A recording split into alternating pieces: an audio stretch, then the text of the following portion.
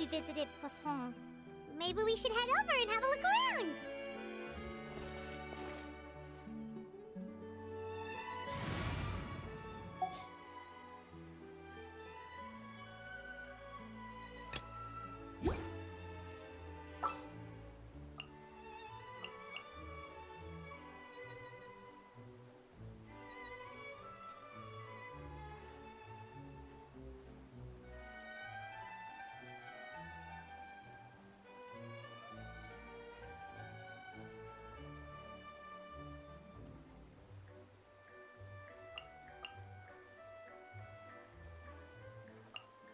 What is the situation?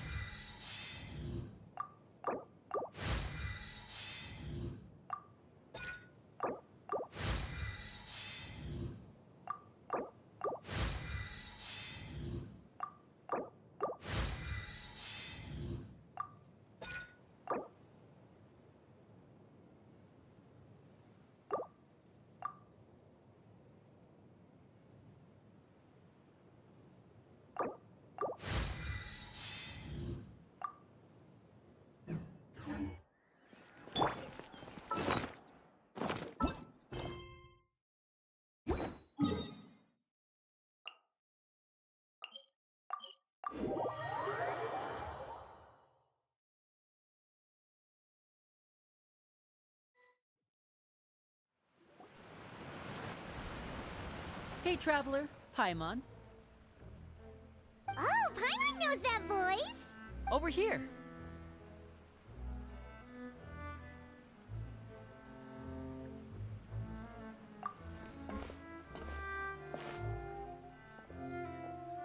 To borrow one of the more popular turns of phrase at the moment, this appears to be quite the fated reunion. Running into you two out of the blue like this has really made my day. I certainly wasn't expecting it. You can say that again. What brings you to Poisson? Wait, Paimon's got it! You must be here for one of your magic shows, right? Actually, we've run into a bit of trouble on the home front, so Father arranged for us to stay in Poisson for the time being. Oh, are Lynette and Fremine here too? Yep, along with most of the other members of the House of the Hearth. You may have noticed Poisson seems a bit more crowded than usual. So you're saying nearly the entire organization has moved to Poisson? Sounds like you've run into way more than just a bit of trouble. What's really going on? Well... Since the two of you are so curious, perhaps I can fill in the gaps. You scared Paimon half to death! Father, you're here. You don't need to know? It's all probably super confidential House of the Hearth stuff, right? We totally weren't trying to pry or anything. No need to be nervous. I could sense your genuine concern from your conversation just now. Of course, I can also understand your confusion. Sending so many Fatui here to Poisson, it's only natural that some might suspect an ulterior motive to be involved.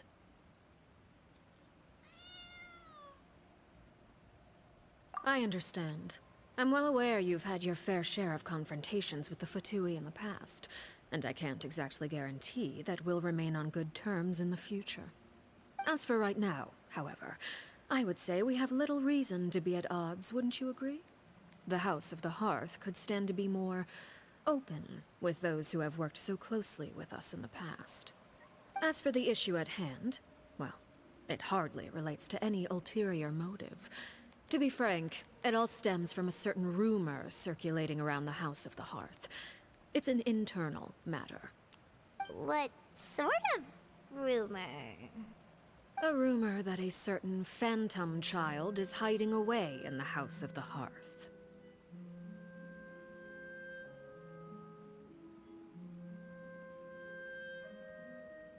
A phantom child? Ooh, just hearing the name is giving Paimon the creeps. A spirit that should have long ceased to exist is lurking in the shadows of the House of the Hearth. So I decided to bring the children to Poisson before continuing to investigate the situation. I expect I should be able to track down the spirit fairly quickly. After that, it's just a matter of resolving the situation, if you will. It shouldn't be much trouble at all. If you're curious, or if you still have some concerns, it might be advisable to stick around for a few days. I'm sure the children would be exceedingly pleased to welcome some visitors. Lenny, I'll leave you to entertain our guests. I have some matters to attend to. Of course, Father.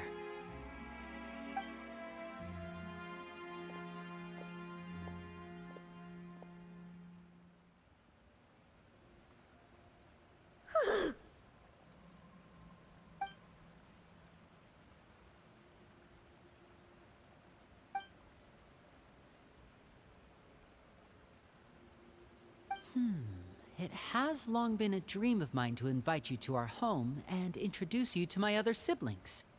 You're quite well known in the organization already. A lot of people have been talking about you, especially after everything with the prophecy. If you're willing, why don't you stay a while and have a little chat with us? Alright. We don't have anything else to do right now anyway. But let's be clear, we're just gonna be there as guests, okay? Don't get any funny... Oh, wait a second. For your guests, that probably means we'll be treated to lots of yummy food, right? Of course. During our stay in Poisson, we've been helping out the locals with some fishing. We bring in quite the bounty every day. In fact, today's the perfect chance for me to show you what I can do in the kitchen. Let's go. I'll take you to where we're staying.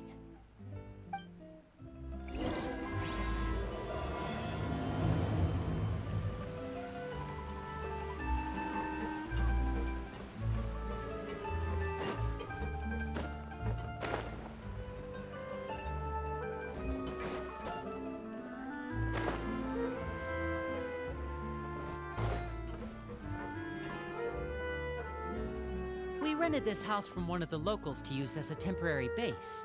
I'll come back later and tidy up a bit. After that, it should be all ready for you to stay in tonight. Awesome, thanks! So, where are we off to now? Well, when I happened to run into you two earlier, I was actually in the middle of distributing some supplies. With this many people staying in Poisson, we have to bring in outside supplies every now and then. I should probably make sure the rest of these provisions get delivered. Otherwise, people might start to get antsy. Okay, we'll come with!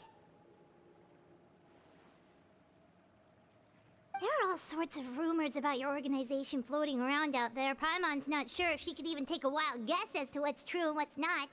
But now that we finally have the chance to see a day in the life of the house, we can take a good look at how you operate! Well, you're more than welcome to come along. Just follow me.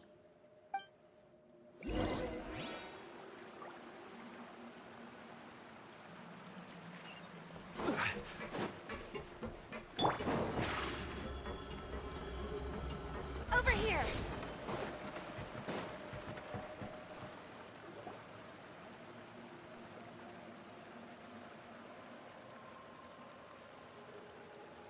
Linny! We're finally here. The supplies. I'm assuming you've... Brought them with me? Yep, here you go. Hello? Something caught your eye? It's the Traveler and Paimon! No way! Come here, everyone! Hurry! The Traveler and Paimon are here!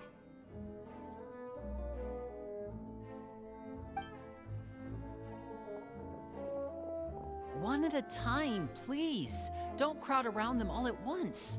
We don't want to scare off our guests now, do we? Oh, it's all right! Gotta say, Paimon didn't realize we were this famous. Of course! Father and Linny have told us so much about you. Father told us about how you helped Linny. According to her, you're a trustworthy friend. And as far as she's concerned, that's pretty much the highest compliment we've ever heard her give.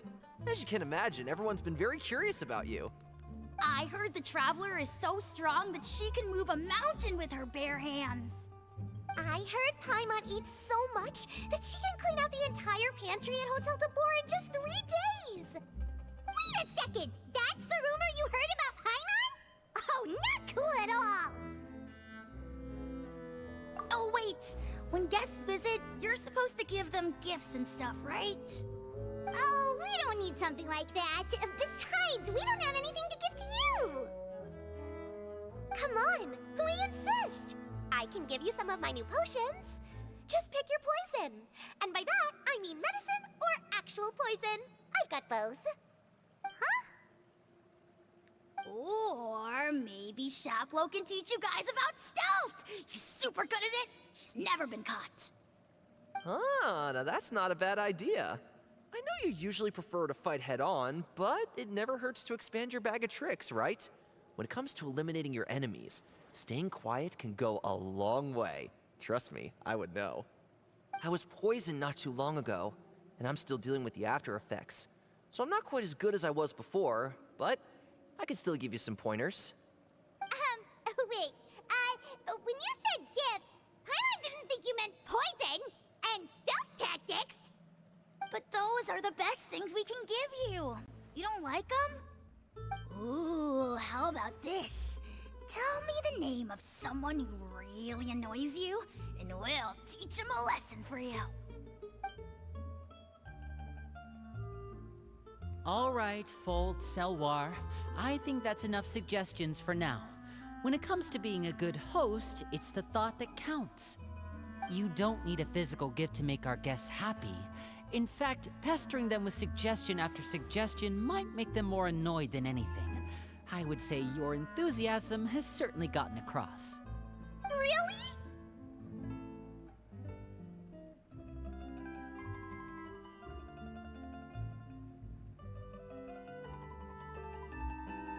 Awesome!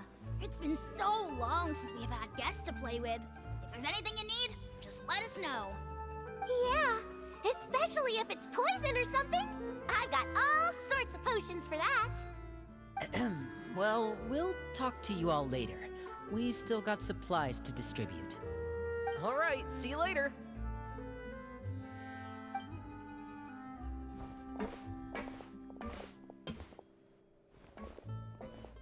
Bye!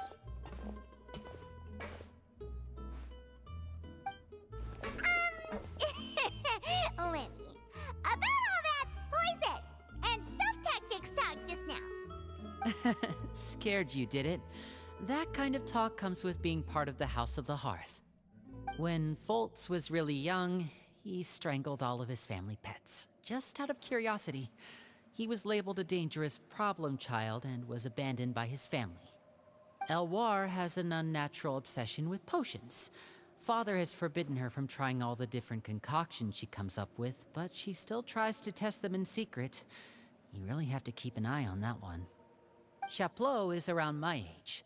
While I'm mainly responsible for collecting intelligence, he handles surveillance. He's very passionate about his work and has no reservations about taking on some very difficult missions. I know you two probably aren't used to that kind of talk, but I can promise you they only had the best of intentions. Things like stealth tactics and developing different poisons, they really mean a lot to them. They were just trying to share the best of what they could offer, that's all.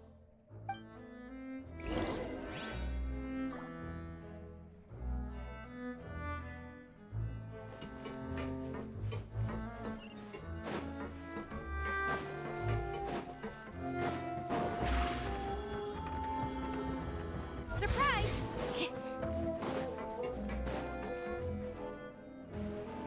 Filiol, supplies are here. Thanks. And who are these two? Outsiders? Allow me to introduce you. This is the Traveler and Paimon. Oh, you're the famous duo I've been hearing so much about. It's nice to meet you. I heard you've traveled to all sorts of places. Is that true? Of course! We're making our way all across to that! Oh, good for you. You must be pretty familiar with Fontaine by now, then. Have you seen the new opera that started running recently? I think it's called... The 4,000 Thieves? Oh, this is the first we've heard of it. It seems like it's going to be fantastic. From what I've been able to tell from the posters, anyway. You should definitely check it out if you have the time. Oh, and there's The Blind Maiden, too. That one is supposed to have audience interaction. Seems pretty interesting. After this mission is over, I think I'll go get a manicure. Oh, maybe I should dye my hair. Wonder how much it'll cost. Is it just Paimon, or do these two seem much easier to get along with than the others? Looks like... I heard that. Oh! Oops. I'm guessing you're referring to Foltz and the others? Yeah, we're definitely not all like them. I bet those crazies are practically foaming at the mouth right now. I'm sure they just can't wait to get back to Snezhnaya to carry out the plan. That's enough, Filiol. Don't talk about family members behind their back, right? Whatever. Let's go. Guess this is goodbye then. If you ever have some time, we should go see the opera together.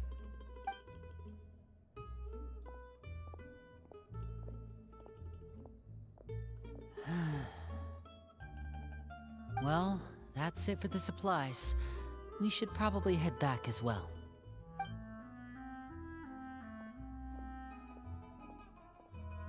Well, they didn't seem too happy with each other. Seems like there could be something more going on here. You're right. We're only here as guests after all. Oh, Linny's getting super far ahead. Come on, let's catch up.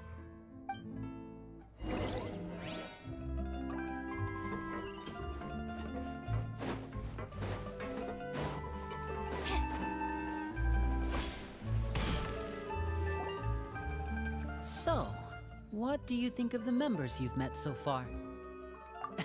Well, Father is always encouraging us to be strong-willed and independent. So if there's one thing we've got, it's people who aren't afraid to speak their mind. Well, I should probably get cooking. Wanna join? Of course! Then let's head out and... Fremine? What are you doing here? Well, Fremine! Nice to see you again! You too. I heard you're here as guests of House of the Hearth. Welcome. We were just going to make some food. Why don't you come along? I could use some help in the kitchen, and I seem to remember you mentioning you wanted to make seafood soup for the Traveler and Paimon. Seafood soup? Oh, Paimon's drooling already. Were you looking for something just now, Fremine? Maybe I can help. It's nothing.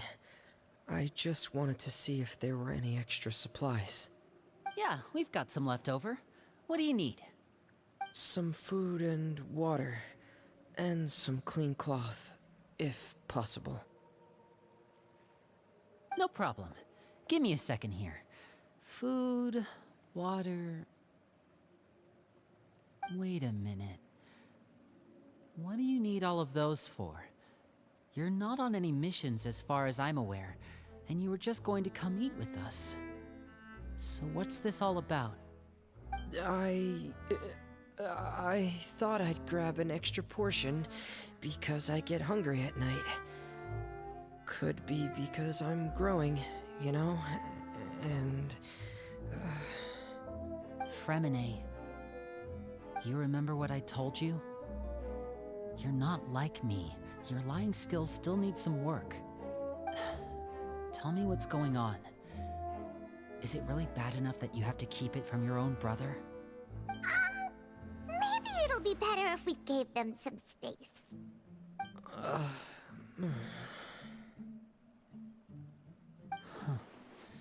This is the first time I've seen that kind of look on your face. Whatever happened, does it have something to do with Father? Yes. Just follow me.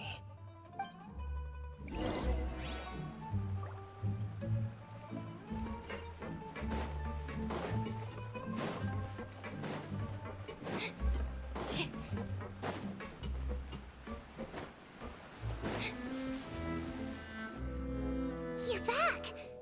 Oh, and you've brought some friends with you this time. Hello, my name's Lyney. I grew up in the House of the Hearth. And you are? Hi, Lyney. I'm also a child of the House of the Hearth, just like you. You can call me Clairvy. Clairvy? It's nice to meet you. Does that name ring any bells, Lyney? No, not at all. That's not a name we have on our roster, I'm sure of it. What I'm not sure of, though, is how she managed to sneak in. She must be the Phantom Child Father's been searching for. From the looks of it, I'm guessing you were the one that found her, Fremine. You, haven't told Father, have you? No, I haven't told anyone. I've just been keeping her hidden. For how long?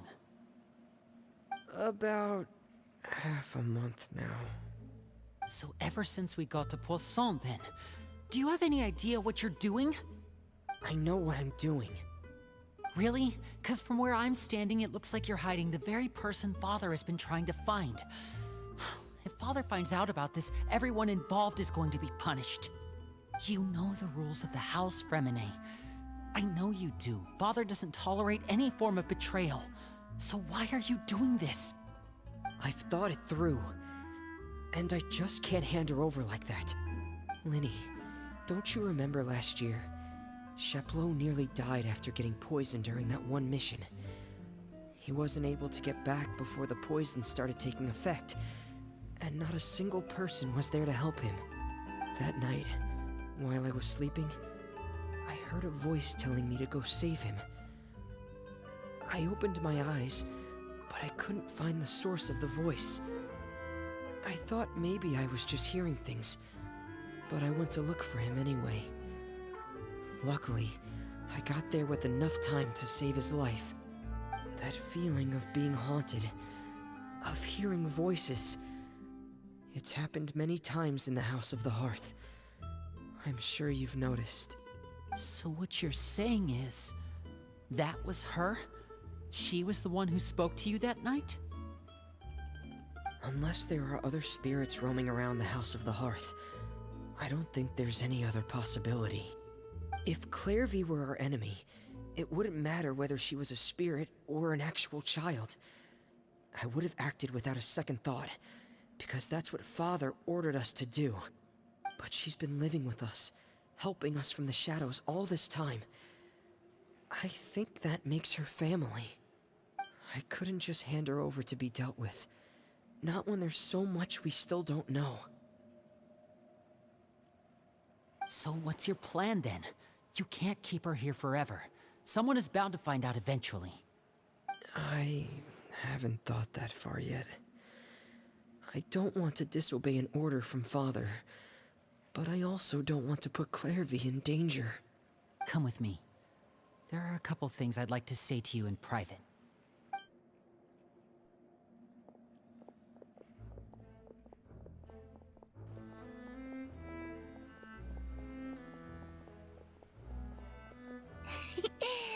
two sure care a lot about each other. Well, they got a funny way of showing it. From where Paimon was floating, it sure seemed like they were about to bite each other's heads off. No way! They have a really deep bond. I could tell right away, because I also have a friend like that.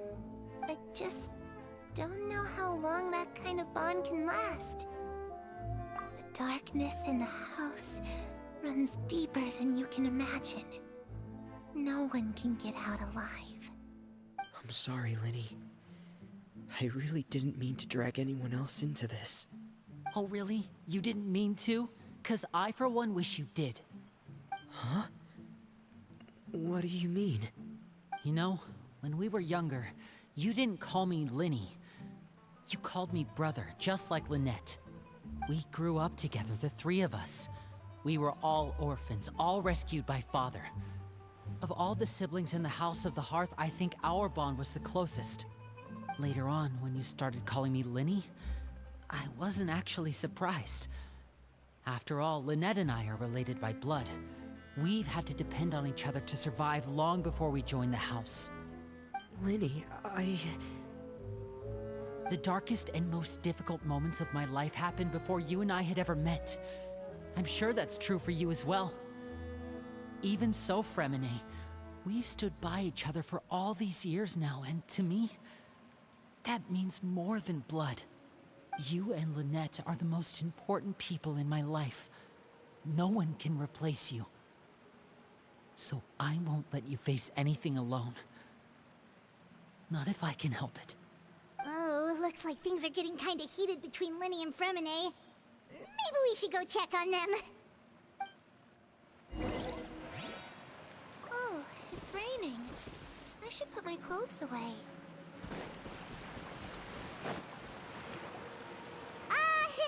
Hey, you two! Hope we aren't interrupting anything. Like a fight, or...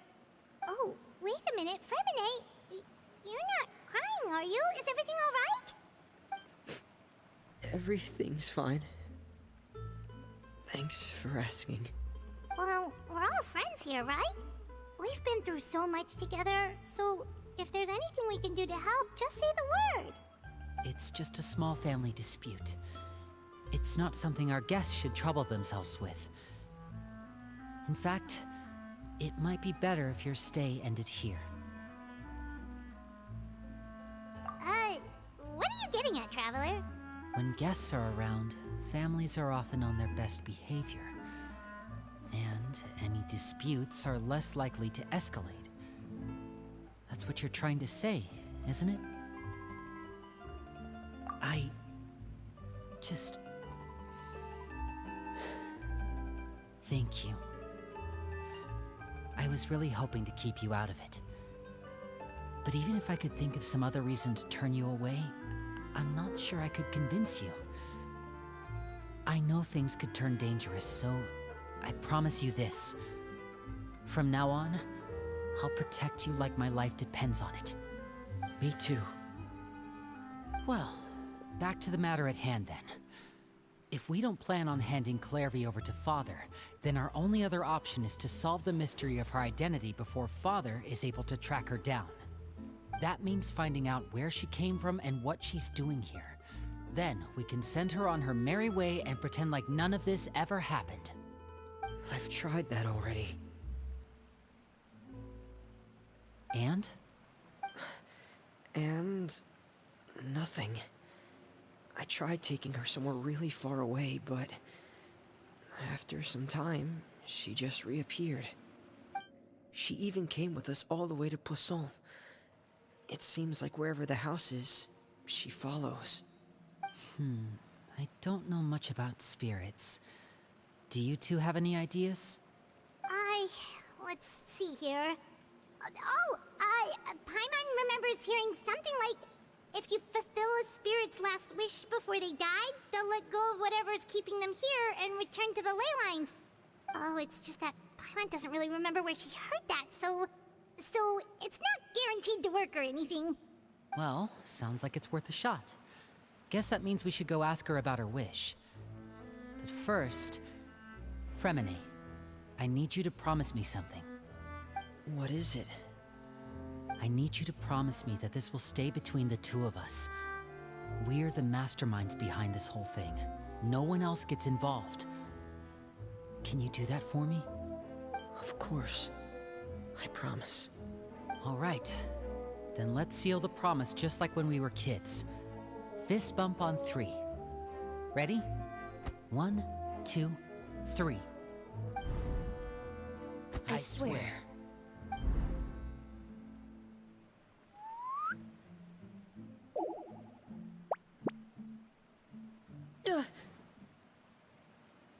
Whoa! Lynette!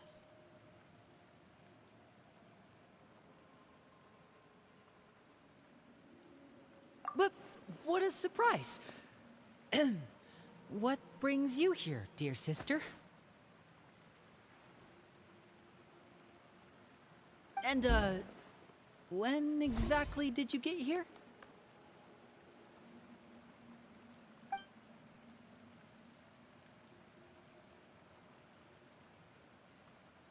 You're an idiot, brother. And you too, Fremine.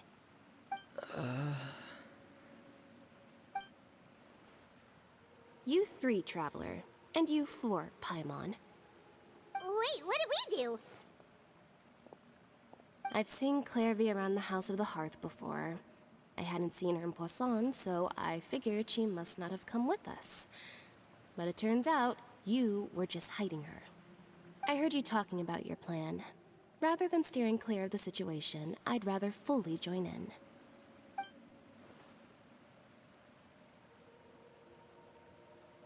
If you don't agree, I'll have no choice but to report everything back to Father. Simple as that. You're not giving us much wiggle room here, Lynette. Well, I guess we're all in this together then. After we talk to Clairvy, we'll figure out our next move. There's no time to lose. Let's go.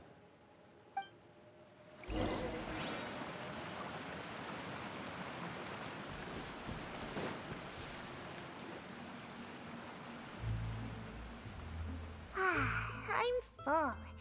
Thank you for bringing me this food, you guys. She said she's full, but the food doesn't look like it's even been touched. That's right.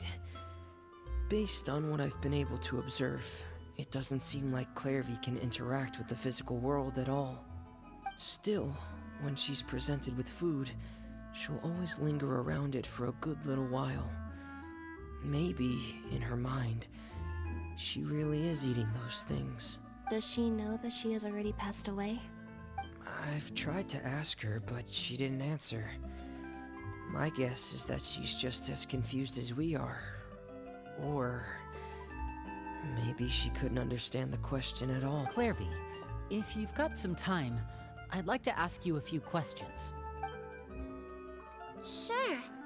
Oh, another new friend. Hi, I'm Clairvy. Hello. Clairvy, how did you join the House of the Hearth? Huh? Isn't it the same for everybody? The knave brings you here and then you can't leave. It's just that your name, it's not on the roster. And I've never seen you before. The roster? Oh, I get it now. I think there might be some things you don't know about this place.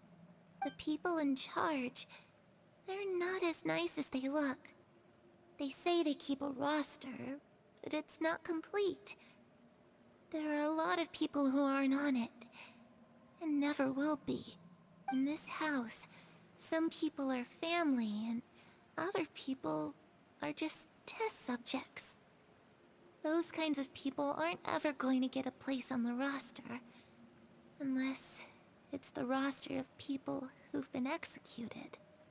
Wait, does that mean the knave... she... Is there anyone that can vouch for you? Perry. She's my best friend. She's the only one I trust in this place. Have either of you heard of that name before? No. Me neither. Clairvy, Perry. Neither of those names are on the roster. But it seems like she's telling the truth.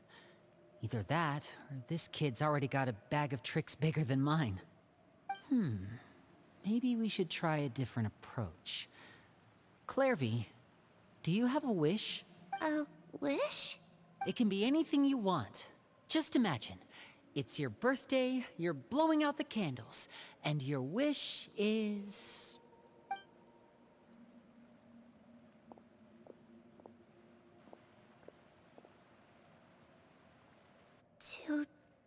To go outside, where the sun can find me. That's it? Well, that sounds easy enough. The darkness in the house runs deeper than you can imagine. No one can get out alive. Okay, time to divide and conquer. Listen up, I've got a plan. I'll try and find a way to use basic illusory magic to take Clairvy outside and bring her somewhere with sunlight. Lynette, try and find the list of executions that Clairvy was talking about, and see if her name is on it. Fremine, you stay in Poisson. We can't be the only ones who've had run-ins with Clairvy. I need you to collect intel on everything she's said and done. Understood. I'll try my best. What about us? What should we do? I really appreciate your willingness to help, but this is a family matter. I don't want to drag you in too deep. It's too risky. Let me think.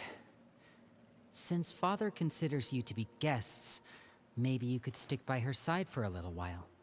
You don't need to do anything except keep up some nice, casual conversation. Ah, Paimon gets it. You want us to distract her. I'll give you a magic bird. If Father suspects something, all you need to do is release it when she's not looking, and it'll alert me that something's wrong. Of course, that's only as a last resort. If Father doesn't seem to notice us, there's no need to make contact. We'll reconvene here tonight after all's said and done. If the worst-case scenario happens and we're discovered, just tell Father everything. We're not going to let our guests get punished for our own actions. That's where we draw the line. You too. Okay. This is where we part. Father should be at the beach nearby.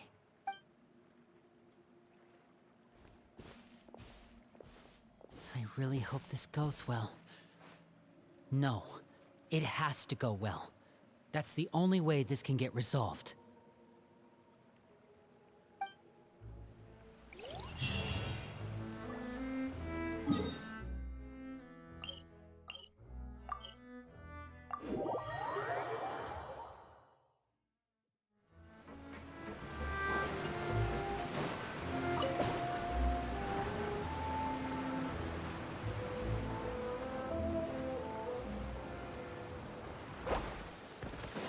Rainy days are perfect for spacing out.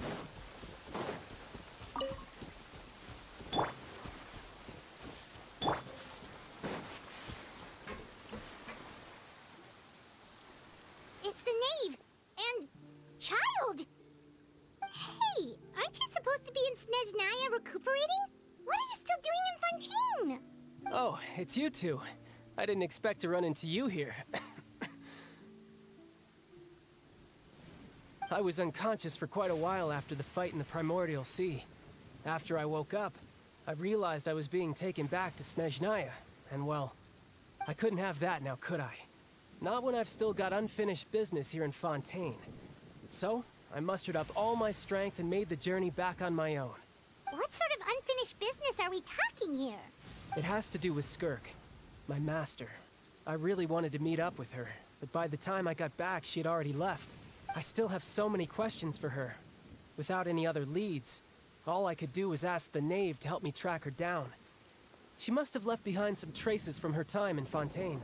Oh, okay, so have you found any clues? Unfortunately, no. While the House of the Hearth is adept at collecting all manner of intelligence, certain existences can still manage to escape our purview. Basically, unless Master feels there's a need to meet with me, she's not going to be found. But that problem has an easy fix. I just need to become stronger, and then...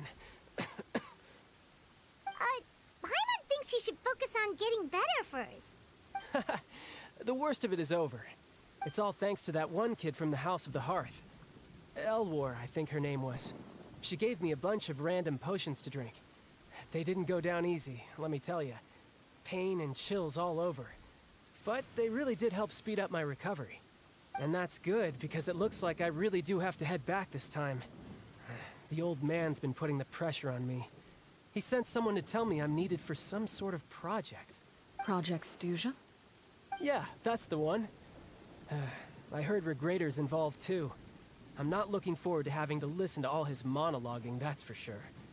Hey, maybe you could think of a way for me to stay in Fontaine for a little longer.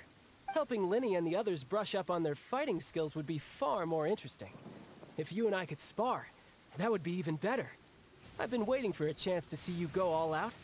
And what a sweet little daydream that is. But I also have a role to play in all this. I'll be leaving Fontaine shortly as well. Besides, considering how little they see fit to step outside the homeland, being called on to return to Snezhnaya by such illustrious dignitaries, what a great honor. Wouldn't you agree? One I could do without, I'd say. Is it just Paimon? Or does it kind of seem like they're... So, dear guests of the House of the Hearth, to what do I owe the visit? Well, we just... Right! We're super close to Lyney and the others, but we still don't know much about you! Is that so? Introductions have already been made, have they not? Oh, well, you see? There's only so much you can learn about someone from a short introduction.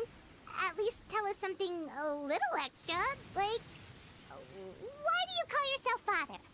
Huh, good question. I'd also like to know. The fact that you have to ask tells me our intelligence work has been quite successful. Telling you the answer to that question would only serve to undermine that success. And we can't have that, now can we? Spoken like a true diplomat. That was some expert sidestepping right there. Well, if there's nothing else, I think I'll take my leave. I still have a small matter to resolve at home. Wait, don't go!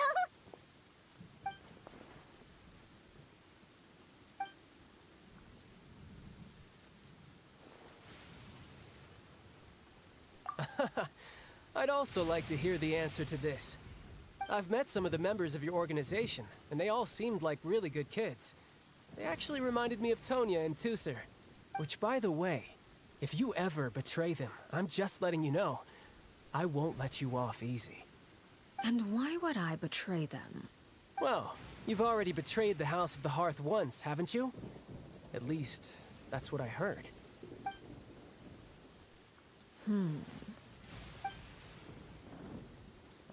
Okay, I admit.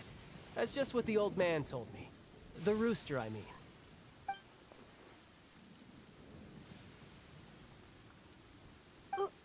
Wait, did you really do something bad to those kids? Never mind what I've done. I'm more curious as to what the mighty rooster had to say. Care to enlighten me?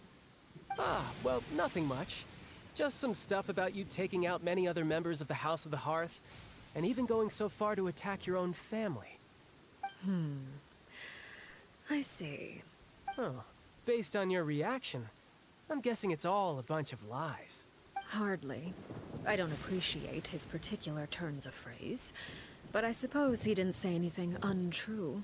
Although, it would be more accurate to say that there is a certain level of prejudice involved, but I don't intend to clear that up just yet. Prejudice has a funny way of concealing the real truth behind certain things, an attribute that I find to be quite advantageous. Call yourself a Fontainian, for example, and people will assume all sorts of things, when the real truth is that this is simply the land where I was raised. Huh? You're not actually from Fontaine? But then why did you try to help out with the prophecy and everything? I was trying to protect the children born in Fontaine.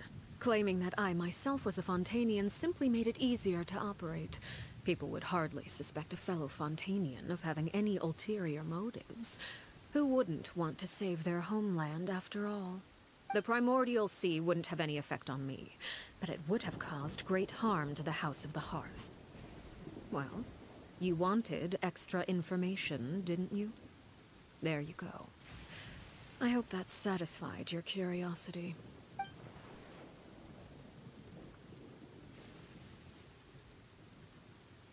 So, you stayed in Fontaine for the kids.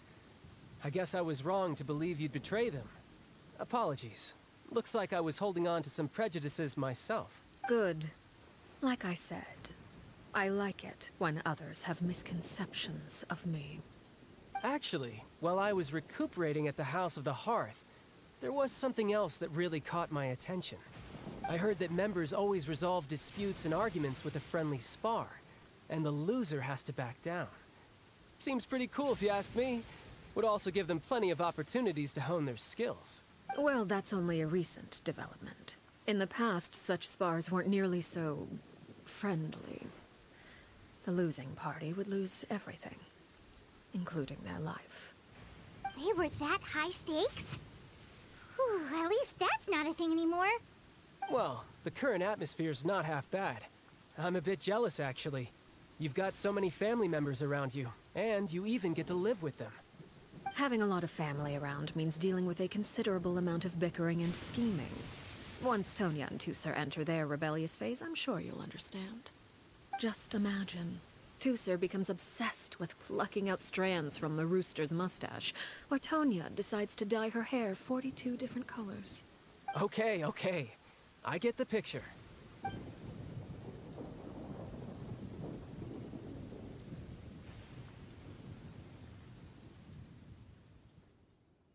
Well, would you look at the time?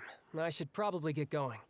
Traveler, Paimon, I'm not sure where our paths will cross next, but the next time we run into each other, we should definitely try and find some time to spar. Again, maybe this is a conversation we can have when you look less like you're gonna kill over. All right.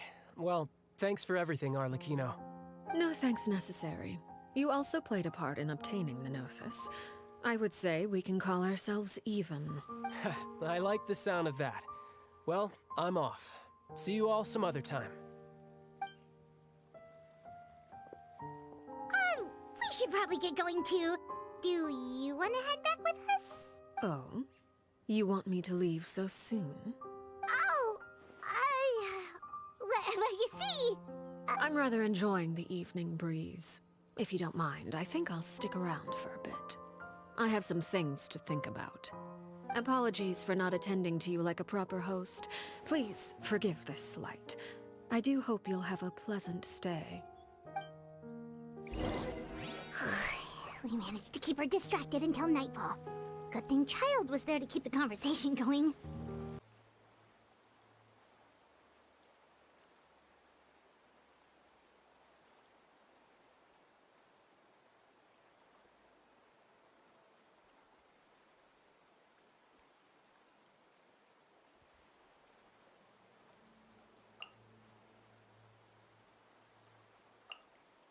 Ready for anything. Go next. If you... Oh? You decided to stay a little longer? Let's take in the ocean view together, then.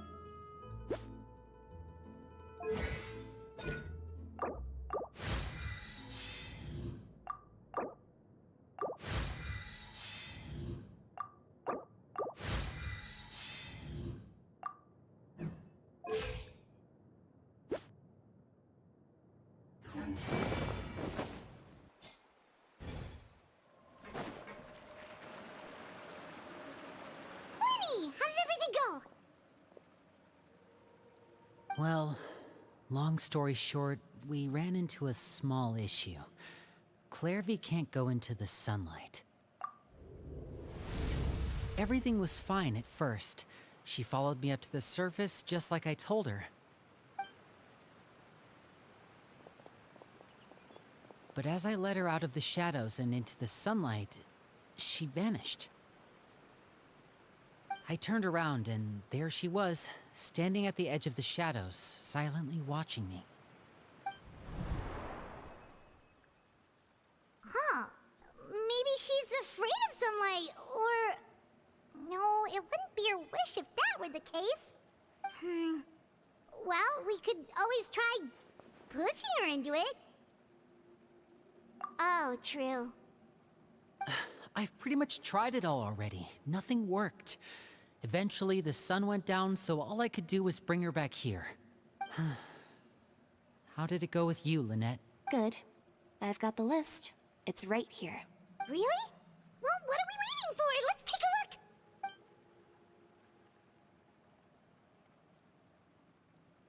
Oh, that's a lot of pages. Oh, it's gonna take forever to get through it all. We can each take a section. Here. La Pouillade, L'Endroit, Chambel, Horaire.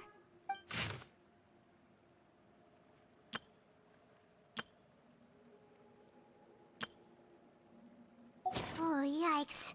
That Horaire guy has a huge scar on his face. He's kinda giving Paimon the creeps. Ah, I've met him before. The scar is from an injury he received during a mission. I still remember him joking with me about it. He said any future lover would take one look at him and then lose all interest. Did he say anything else? Well, I asked if there was someone he was interested in. He said no, and that's where our conversation ended. It was only later that I learned he really did have someone he liked. He risked everything to escape so he could be with her, but it didn't work. One day, Father asked to see him, and, well, I never saw him again after that. Wait, so that means the knave, she... It may seem cruel, but it's just one of the rules of the house. Betrayal is not to be taken lightly. We know too many secrets to come and go as we please. So, if you do try to leave, you pay with your life.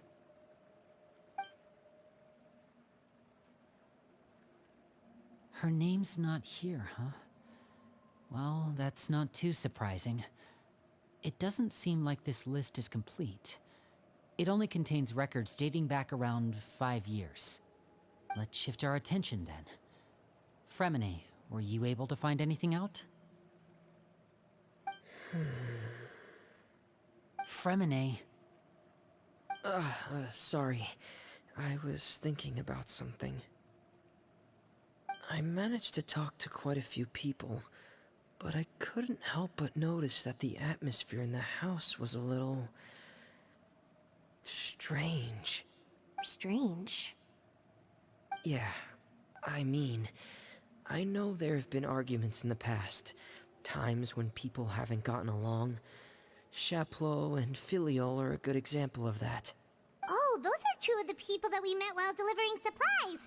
Paimon can see how they might not get along. They had very different vibes, and their, interests seem to be pretty different as well. That's to be expected, actually.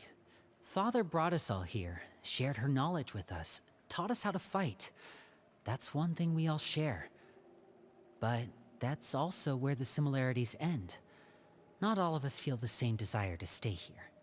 As members of the House of the Hearth, we're also considered part of the Fatui. And to a lot of people, that's an identity they never asked for. Certain members get older and realize they want something else for themselves. But considering the rules of the house, most people would never say that out loud.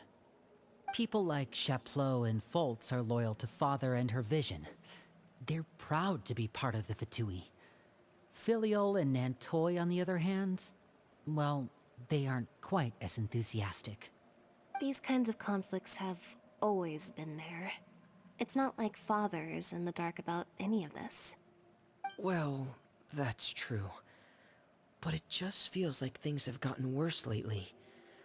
Filial and the others, it seemed like they were meeting in secret to talk about something. I can't say for sure, but I think they've met Clairvy. You think she's been inciting them to act out? No, not exactly. But I wouldn't be surprised if she said something to them about the darkness in the house and how deep it runs. She's told me about it before. Experiments being run on children. People being used as pawns on the battlefield without so much as the strength to survive. And they just believed all that? Without any evidence? Clairvy's words probably gave them the excuse they were looking for. Whether they actually believe them to be true is secondary. This is all because of Project Stuja, isn't it? Whoa. Hold on a second. What's this Project Stuja all about, huh? This is the second time it's come up now. Sorry, but I'm not sure of the details either. I only know what Father has told us, which is that it's something the Rooster and Regrader have been working on together. Apparently, it has to do with the Fatui's strategic plan for the future. Because the House of the Hearth was so successful in obtaining the Gnosis, we now have the honor of playing a key role in Project Stuja. Wait, but isn't that a good thing? Key role is just another way of saying dangerous role. To us, the whole thing is an inconvenience. Father thinks so too, but she's in no position to refuse. Their plan isn't exactly unreasonable, and they've been funneling the house a lot of funding. It's just that we'll lose a lot of members in the process. Participating in the plan, it's an honor in name only. What they're really trying to do is subdue us. The existence of an intelligence organization outside their control makes them feel uneasy.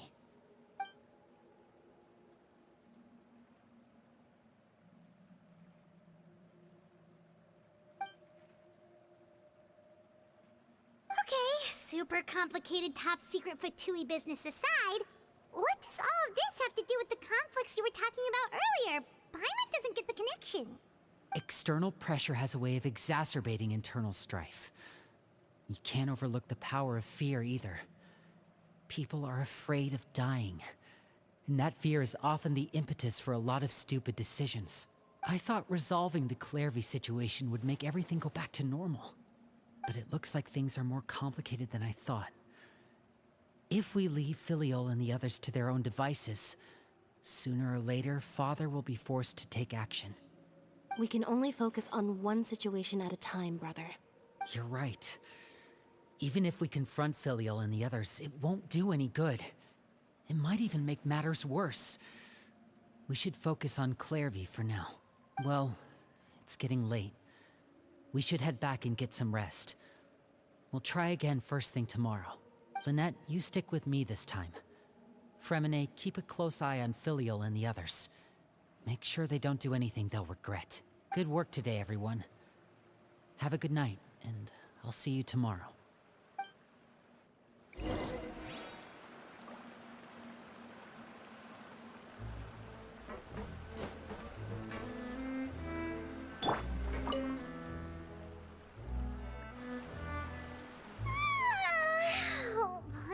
Looking forward to an early night, but she can't sleep at all. Hey, you don't think the knave will be too angry with Lyney and everyone if she finds out about all this, do you?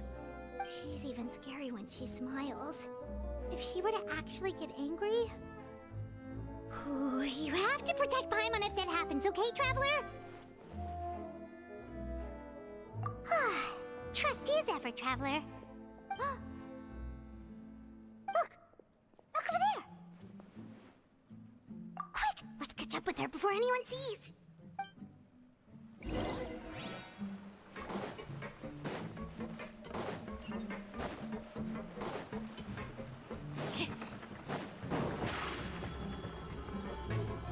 Over here!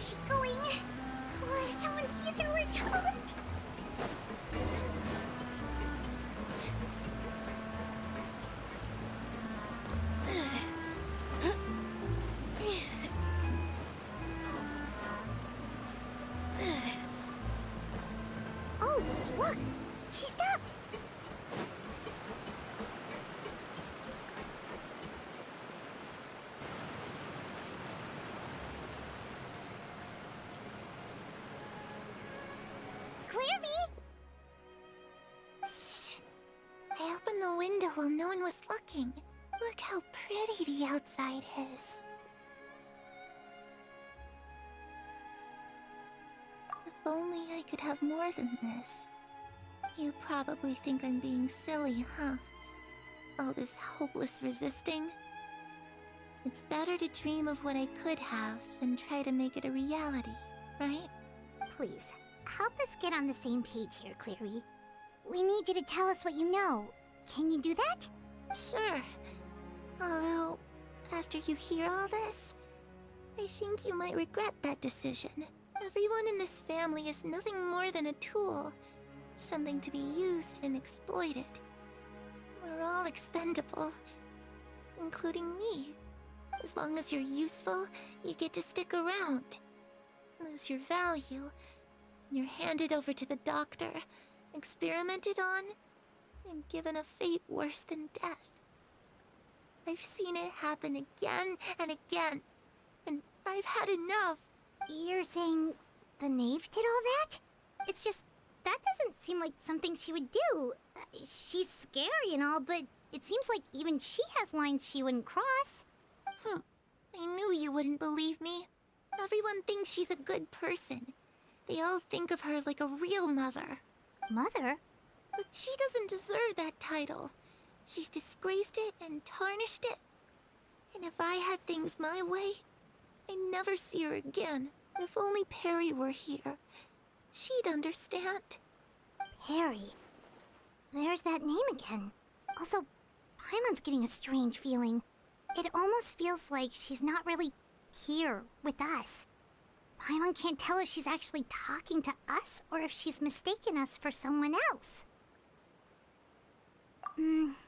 Well, in any case, it seems like she really needs someone to talk to. We should keep her company for a little longer. She looks so young. But it seems like she's been through a lot. It's getting windy. I should close the window. Ooh, look at the moon. Isn't it pretty? Hey, wanna hear a secret? I heard that if you look up at the night sky in Snezhnaya, you can see the aurora. It's supposed to be super pretty. Even prettier than the moon tonight. Perry and I promised each other that once we're older, we're gonna go see it together. But I can't find her. I'm worried she's all soup and... No, that wouldn't happen to her. She's special. Mother likes her a lot.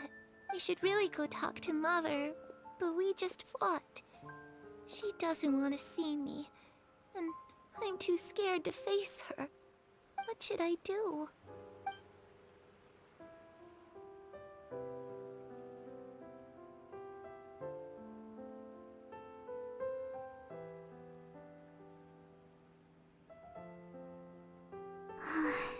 Paimon really doesn't understand what's going on with her. Well, let's head back. We've got an early morning tomorrow.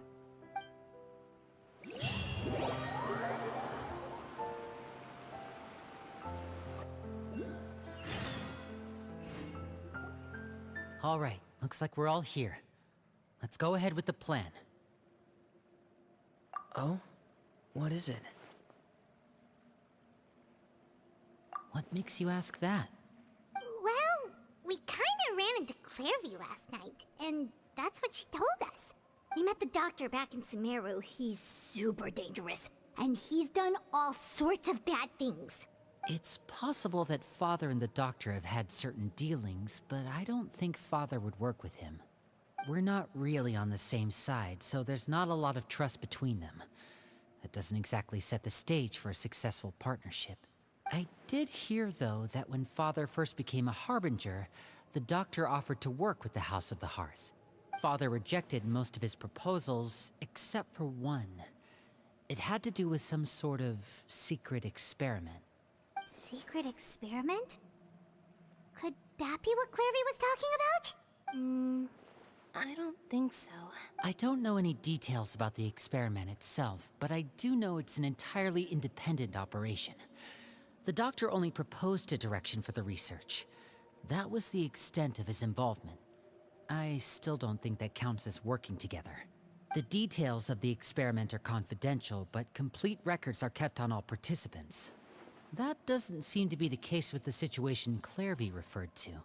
I know you don't agree with some of the Fatui's methods, and I'm not asking you to. But I am asking you to trust us on this. The House of the Hearth has its own principles. There are certain lines we're not willing to cross. Alright, that's good to hear at least. Clairvy seems to think the Knave and the Doctor worked together to do something horrible. If that turned out to be true, Paimon doesn't know how he would even face you guys. It's just that it doesn't seem like Clairvy is lying either. The easiest thing to do would be just ask the Knave directly, but Paimon doesn't think she'd tell us.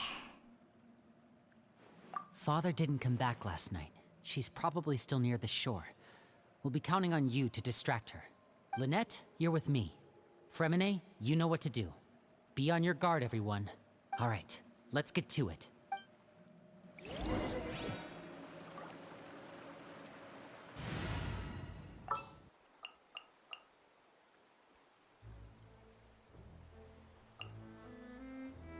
Time to broaden the horizons again.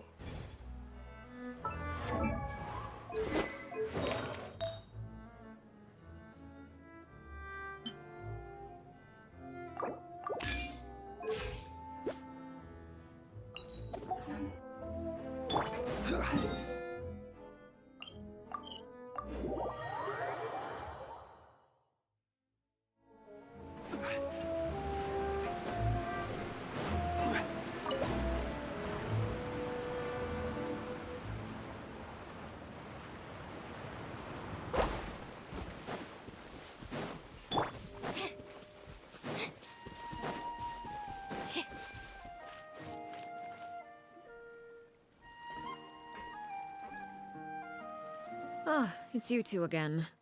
I must say, you look a bit pale. Did you have trouble sleeping last night? A little. Perhaps if you had less on your mind, you'd be able to absolve yourself of such troubles. So what are you planning to do now? Catch up on some sleep? Or should I give you some time to rack your brain for a topic to discuss before I ask any questions? Although I must profess to being curious. Without Child here, how do you plan on distracting me? Us? Distract you? A good one. But no, we were just here for a chat. Looks like you could have used some extra time to think. No matter. If you don't have any other plans, why don't you accompany me somewhere? Don't worry. I'll be sure to steer clear of any scheming children.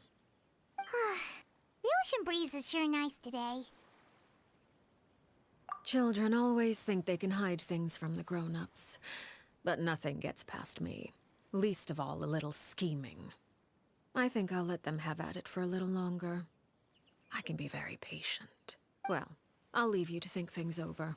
If you're so inclined, meet me outside the Palais Mermonia. Good things come to children who do as they're told. So I do hope you decide to tag along. If only for your friends' sakes. What should we do? She clearly knows about everything we've been doing, and Paimon doesn't think it'd be a stretch to say she was threatening us just now.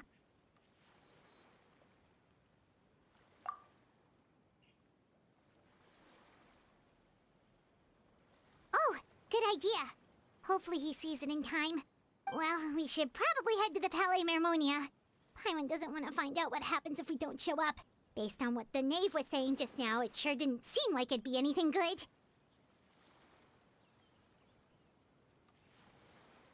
Okay, then we probably shouldn't keep her waiting. It seems like Lyney and the others are on thin ice, so let's do our best to not get them in any more trouble.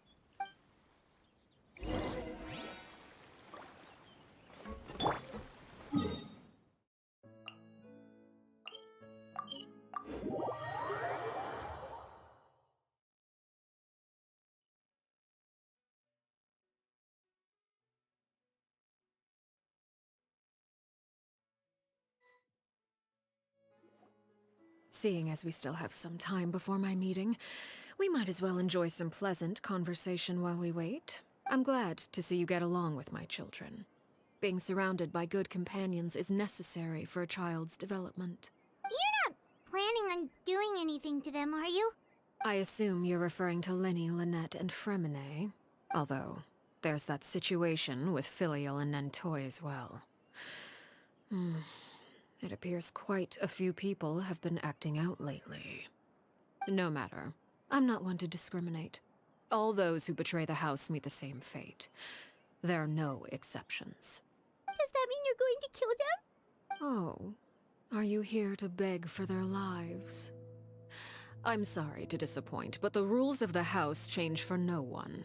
In my organization, everyone is responsible for their own actions. But don't you care about them at all? They really respect you. They even call you father. You must feel something for them. Any organization in which feelings come before principles is one destined for ruin. The House of the Hearth is hardly an exception. You could say our principles are more stringent than most. Perhaps I can offer you this consolation at least. As our guests, you two will not be held accountable along with them. I would imagine Lyney, Lynette, and Freminet will be able to keep their lives. As for Filial, Nentoy, and the others, I'm afraid there's little I can do. They can try to escape, but once you know our secrets, there's no getting out alive. But that's awful. Ah, you seem concerned. Out of consideration for my guests, I suppose I could turn a blind eye for a little longer. If Lyney and the others manage to dispose of Clairvy in the meantime, all evidence of their wrongdoing will be lost. In that case, I could hardly punish them for something I couldn't prove. If their efforts are unsuccessful, on the other hand, all will be held accountable. And the punishment will be severe. Of course. Oh, and here, I believe this belongs to you. Do try and keep better track of it next time. It takes a considerable amount of time to train a bird like this. It would be such a pity if you were to lose it. Permanently. Wait, where did you get that? Well, I'm afraid that's all the time we have to chat. Now, for the matter at hand. I asked you to meet me here because I have business at the Palais Mermonia. It has nothing to do with you, but I think it would be prudent for you to stick by my side for the time being. There will always be time later to run off and tell Lyney what you've learned. Well, time to go. Looks like we wrapped things up just in time.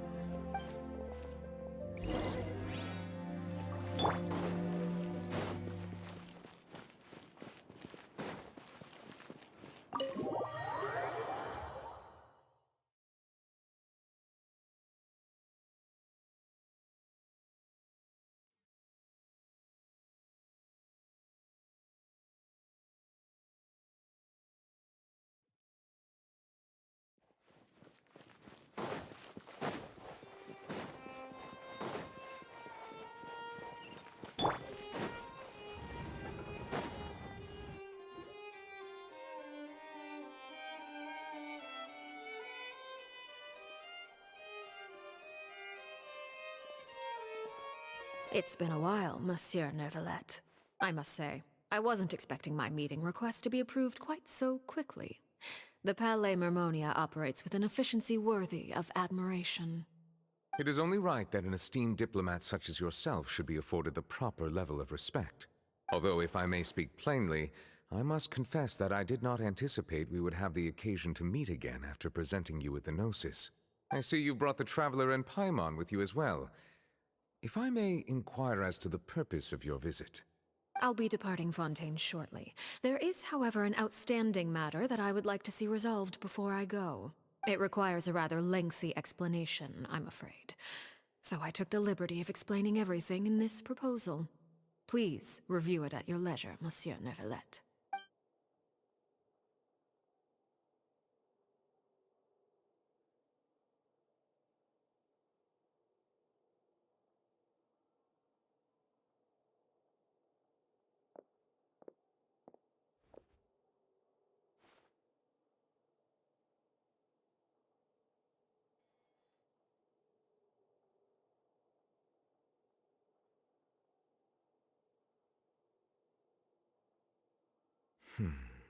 I understand your request.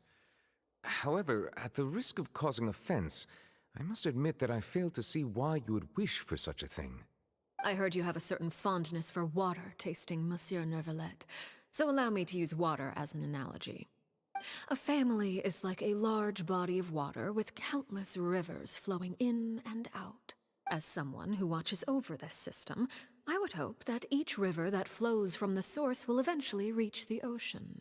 Of course, objectively speaking, I know this is impossible. Most of the rivers will dry up along the way, disappearing into the ground and leaving nothing but a barren riverbed behind. Not all rivers are destined to reach the ocean, but I would not see their existence rendered meaningless. I believe the water that flows within them is simply meant for a different destination, like a field in need of irrigation. Or perhaps the glass of a certain water-tasting enthusiast. Did you get any of that, Traveler? Your words paint an optimistic picture indeed. Allow me to remind you, however, few among us are willing to sip from a glass filled with tainted water. It may have been tainted at one point in time, but not to worry. I'll make sure it's strained of all impurities and returned to its cleanest form. I seem to recall there being a transactional aspect to your proposal. Perhaps you could expound on that? If you accept my proposal, Monsieur Neuvillette, I will gradually withdraw my forces from Fontaine. And, unless absolutely necessary, I will no longer carry out any special missions within Fontaine. I presume I can take your words to mean that, in the future, cases similar to the Tartuffe assassination will cease to cross my desk? Tartuffe?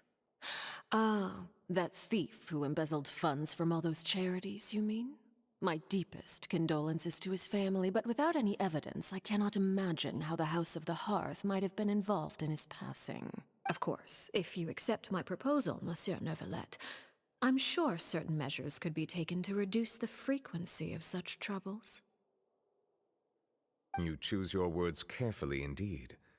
In that case, I am inclined to accept your proposal. My thanks for your generosity, Monsieur Neuvillette. Well, with that settled, we should be going now. I took the liberty of bringing along 2 bottles of spring water from Snezhnaya for you to enjoy. I do hope I get the chance to hear your impressions. Perhaps at our next meeting, yes? Indeed. I trust you would not overlook your commitment in the meantime. All right, Traveler Paimon. Time to go.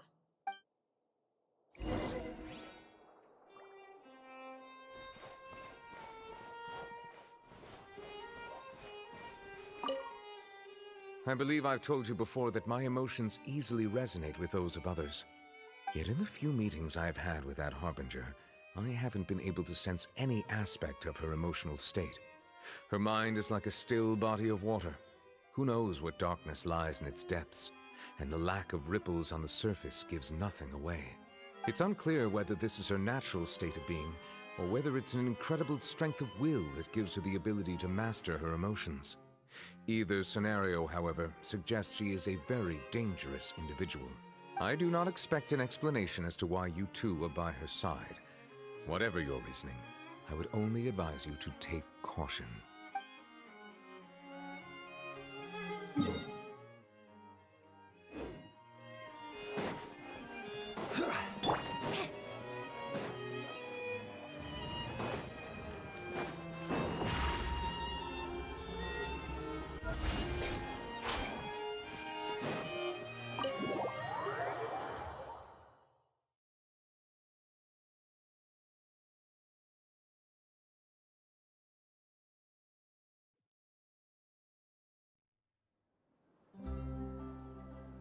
So, what exactly were you talking about back there? Paimon only heard you mention some rivers, a large body of water, and then some kind of irrigation scheme. You really want to know?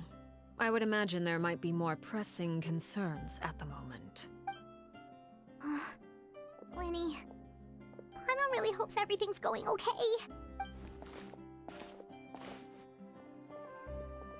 Oh, Paimon recognizes that look. You've got your thinking cap on, don't you, Traveler?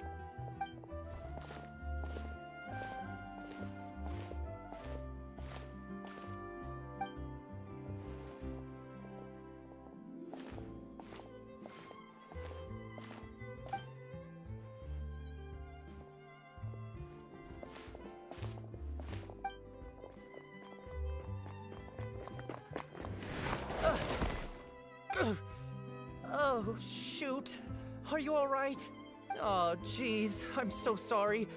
I was so focused on selling these papers, I wasn't looking where I was going. Well, let me make it up to you at least. Here, take this paper. On the house. Oh, you don't have to give us anything. Please, I want to. It's not like I'm short on supply. All the extras will be useless come tomorrow anyway. It's my fault, really. I was just trying to bring home some extra mora for the family, but I bit off more than I can chew. I haven't had many takers today, so I'm still swimming in papers. What's going on here? Nothing much. I just ran into your friend here on accident. I should probably get going, actually, so... Hold on. Of course, I'm happy to compensate you with mora, it's just... I don't have any on me at the moment. I'll take 3 papers. Here. Your payment. Oh! Thank you for your patronage. May the Archons bless you with good fortune. If only I had the chance to run into such generous customers every day. I should probably just take on a smaller inventory though, right? I'm getting married soon, so sometimes it's hard to not get ahead of myself. Anyway, I should head out. Goodbye! Well, now that my affairs are settled, we should take the boat back to Poisson. We've even acquired some light reading to enjoy along the way. Actually, why don't we stick around for a little longer? Paimon just realized how hungry she is. She can't head back to Poisson on an empty stomach.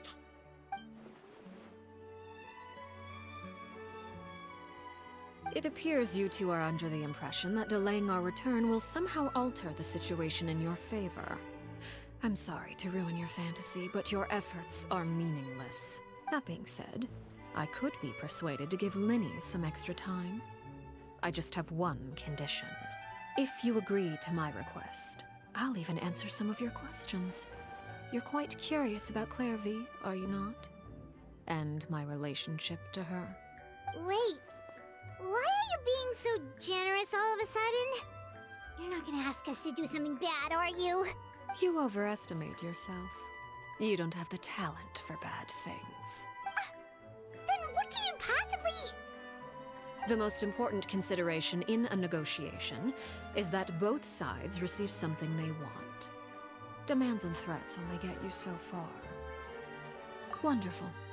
Here it is. When the time comes, make the choice that you deem most appropriate in the situation, and lend your help to the House of the Hearth. Okay, sounds normal enough. But what do you mean, when the time comes? When is that supposed to be? That is for you to decide. Then we have a deal. Follow me.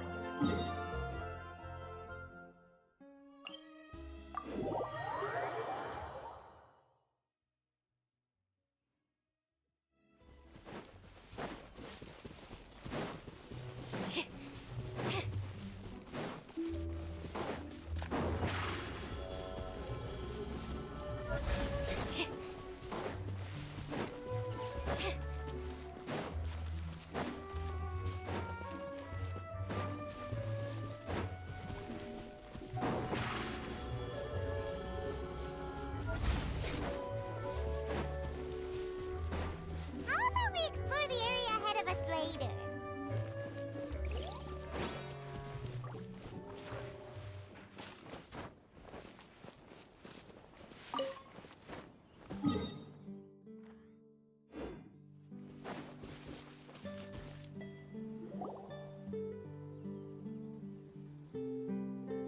What is this place? Somewhere long forgotten by everyone. It used to be a grand building. Now it's nothing more than a pile of rubble. No one comes here anymore, nor does anyone care about what once happened here. Although, this place does have something to do with the story I'm about to tell you. It was before I became a Harbinger, and before Lyney and the others joined the House of the Hearth. Due to certain events, I first killed Clairvy and then her mother. And this is where it all happened. You were the one that killed Clairvy? Patience now. Allow me to explain Clairvy's side of the story first. I'll start from the beginning.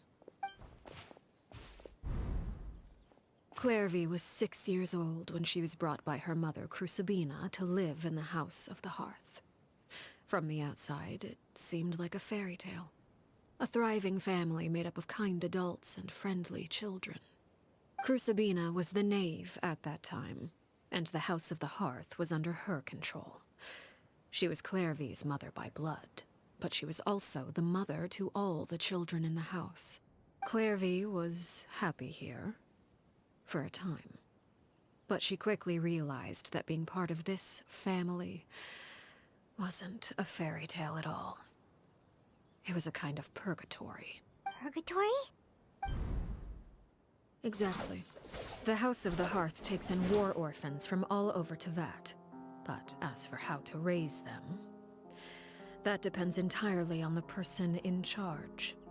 Crucibina came up with a novel idea. She would teach the children to fight, force them to duel each other, and then crown as the king of the house the child who proved themselves most worthy of inheriting her title. It's difficult to estimate the number of children who died or were maimed in the process. There's little I can say about the ones who died. The ones that emerged with permanent injuries, on the other hand, well, they still served a purpose. They would be handed over to the doctor to be experimented on, or sent away on dangerous missions. Nothing more than tools to be used and then discarded. So those were the experiments Clairvy was talking about. But what actually happened to her? You said that Clairvy was Crucibina's daughter, so if Clairvy tried to convince her to stop what she was doing, Crucibina probably would have listened, right? Despite being Clairvy's mother, Crucibina cared little for her daughter. She forced Clairvy to join the House of the Hearth only as a means to demonstrate her own impartiality as a mother, to prove that she treated all her children equally. Clairvy did try to convince her mother to change her ways, but it was to no avail. After her efforts failed, the only other option was to rise up and try to fight back.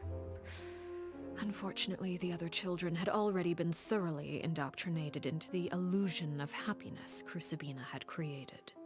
Of course, there was one exception. Someone Clairvy's age who knew the truth about the House of the Hearth. Her name was Peruere. Wait, the friend that Clairvy mentioned? Friend, huh? I suppose we can call her that for now. Clairvy was a cheerful and passionate person with a tenacious spirit. Peruere, on the other hand, was rather cold-blooded. Her cold-blooded nature allowed her to see through Crucibina's facade. Yet, it was also this cold-bloodedness that prevented her from acting against it. At least at first. While Clairvy longed for freedom, Peruere was convinced that, amid all the fighting and violence, she would make it until the end. Despite their differences, the two became fast friends, united by their knowledge of the truth. Clairvy told Peruere that she hoped to create a real family, where no one would be killed or sacrificed. There may have been a certain naivete to her ideas, but Clairvy proved her determination many times over. She tried countless times to run away, ask for help, or expose the truth. But her efforts only earned her beating after beating. The only thing that kept her going was her strength of will. Even with her body racked with pain, she would still stand on her tiptoes and open the window at night. She and Peruere would look out at the moon together, a fierce longing for freedom shining in her eyes. But one day that light simply vanished. Oh no. What happened? Her hopelessness resulted from a culmination of things. 10 years had passed. 10 years worth of failure after failure. She and Peruere weren't children anymore, but finding any chance to escape still seemed as hopeless as ever. It was during this time that Peruere suggested a new plan.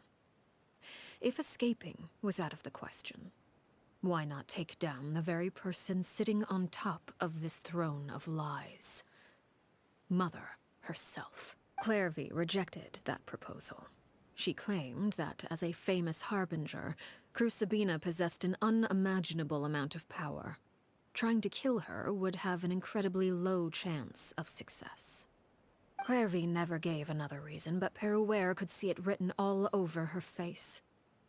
Clairvy still thought of Crucibina as her mother. Killing her own flesh and blood was a line she couldn't bring herself to cross. If she couldn't escape and fight back, then only one option remained. Precisely. Death was the only way that she felt she could be free. It happened during a duel.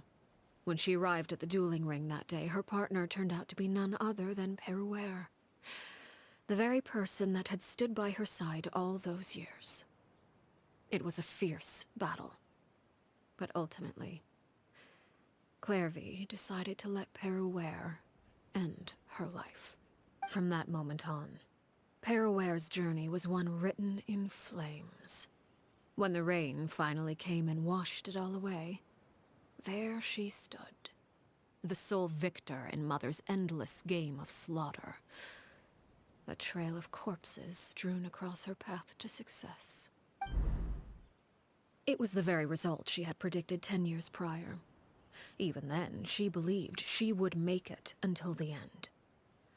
She wasn't surprised by the fact that she emerged as Mother's undisputed heir. Rather, her success left her with an inexplicable sense of restlessness. She was unsettled. And there was only one thing that could quell that sensation. Perhaps you two would like to take a guess as to what it was? Crucibina, you mean? But... Correct. This is the place where Peruere killed her best friend. A mere year later, this is also the place where she fought tooth and nail to kill the mother they shared. The moment she acted, any conception of what was right or wrong ceased to matter. It's one of the principles of the house. Only those who survive get to write the rules. Peruere won the battle, and became a harbinger herself. After which Her Majesty, the Tsaritsa, bestowed upon her a new name. Arlecchino. So the Perry Clairvy was talking about... It was you all along. You're Peruere. Arlecchino is just a name you got later. I left that name behind long ago. I must say, hearing it now does bring back memories. After I defeated Crucibina, the moniker of Mother died with her. I chose to forego the title she called herself, and even chose to give up my own name. I rebuilt the House of the Hearth under a new identity. Not only as Arlecchino, but as father. And that is where the story ends. Any more questions? Yeah. Based on what you just told us, Clairvy wasn't a little kid when she was killed. So the Clairvy we met... Was she really a spirit at all? I suppose you could call her an illusion born of flame. Her existence is like ashes to a fire. Something left over in the wake of blaze and ruin. You see, a certain power runs through my veins. It's not unlike a curse. My flames leave behind shadows of anything they consume. Of course, the chances of those shadows morphing into a sentient entity are exceedingly slim. Clairvy is a very special case. Clairvy died when she was 16 years old. But what emerged from the flames was her 6-year-old self. Her appearance wasn't the only thing affected. Most of her memories were lost to the blaze as well. Memory is a mysterious thing indeed. Losing a portion of your memories will alter your sense of self. Lose 10 years' worth, however, and it would be like living in the past. Like returning to a version of yourself that never grew up. No wonder Paimon got such a weird feeling when we were talking to her. Perhaps I should put it this way. Clairvy is someone trapped in time. It may seem like she exists with us in the present, but she truly lives in the confines of her own past. So if all of that is true, then you must have known about Clairvy for a long time. Indeed. She's a rather volatile and unstable entity. Sometimes she would look after the children. She's even saved some of their lives. But other times, she would hide from me and become obsessed with revealing the truth about the house to anyone who will listen. Shadows don't have the capacity to learn or grow. Any new information they encounter is quickly forgotten over time. Your attempts to expose Clairvy to sunlight. They failed, yes? The reason is actually quite simple. In Clairvy's mind, the house is impossible to escape. And it is this very perception that traps her there. But no matter.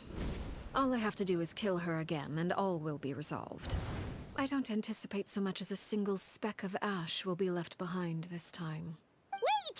Paimon can understand why you might want her gone, but isn't there another way? So what if she's trapped in her 6-year-old self? She's still your friend! At least talk to her first! It's too late for that. She broke the rules, and now she must be punished. That goes for Filial and Nantoy as well. She's had quite the effect on them. I hope you understand. The difference between Crucibina and myself lies in our formulation of the rules, not our policy for enforcing them. Upholding the rules without question is a trait we both share, because that is how a household should be run. Is this really what you want to do? Whatever could you mean? Don't you want to say a proper goodbye at least? Whether as a killer or as a father, there are two things that must be avoided at all costs: anger and sorrow. Anger makes you impulsive. Sorrow causes you to waver. Well, it appears it's about time to proceed. Before we arrived, I told some of my well-behaved children to bring our troublemakers here by nightfall. I do believe I've kept my end of the deal. I gave your friends quite a bit more time. As for what happens now, we'll just have to wait and see.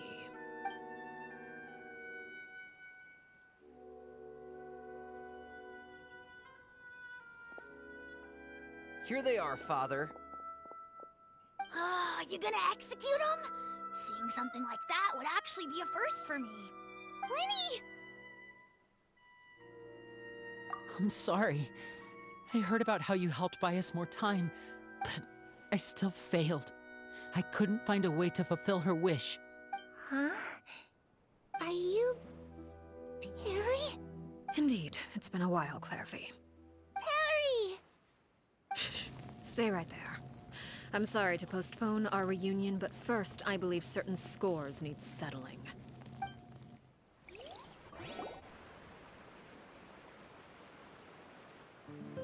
Father, let me explain. Out of my way. Father! You chose to conceal a threat to the house. And for that, you must be punished. Overall, however, I suppose your wrongdoing is hardly the most egregious of the bunch, so I'll deal with your punishments later. As for right now, the more pressing concerns are the traitors among us. By traitors? Do you mean us? Father, let me explain. We didn't mean to... Fultz, why don't you share what you heard? Yes, Father. Secret Midnight Meeting number 3. Participants, Filial, Nantoy, Sato, Toddy. Nantoy clearly said, if only Father wasn't the one who took us in. Sato added, I'm sick of this life. I just want to live as a normal person. Filial was the worst of them all. She called us crazies and said a bunch of mean things about Father. I did not! You're lying! Fultz is trying to frame us. It's not like I'm the only one who heard those things. After that, you and Toddy and a bunch of other people started talking about Clairvy. You were using all those things Clairvy brought up as an excuse to question Father. We're birds locked in a cage. The only way out is to destroy it. That's what you said, wasn't it? You little. You just want me gone, don't you? What did I ever do to you, huh? And you, Sheplo, have you forgotten who stood by your sickbed, watched over you, and changed your dressings? Come on, let's hear it then. What's your reason for all this? You're wrong, Filial.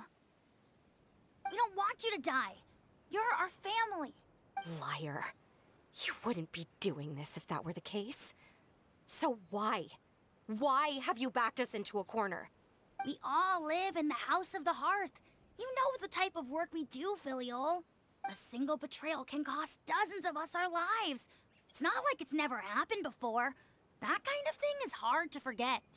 That's why the House of the Hearth cannot tolerate any form of betrayal. Ever since we came to Poisson, you've had 7 secret meetings. A lot of the things you talked about really crossed the line.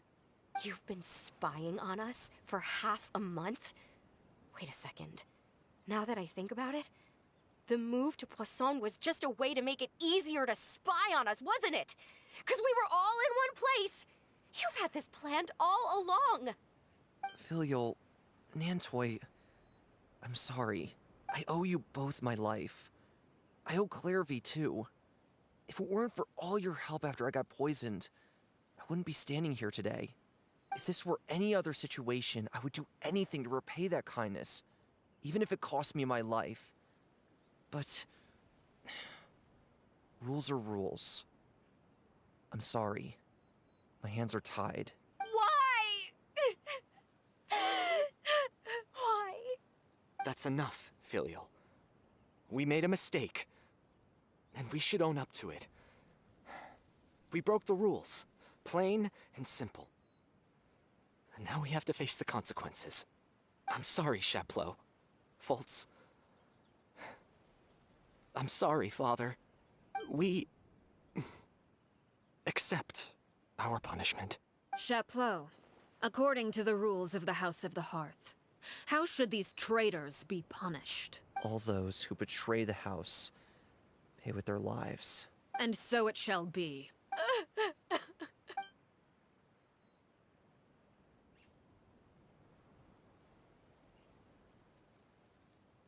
Father, please wait! Something you want to say, Linny? Please reconsider, Father. What Filial and the others did.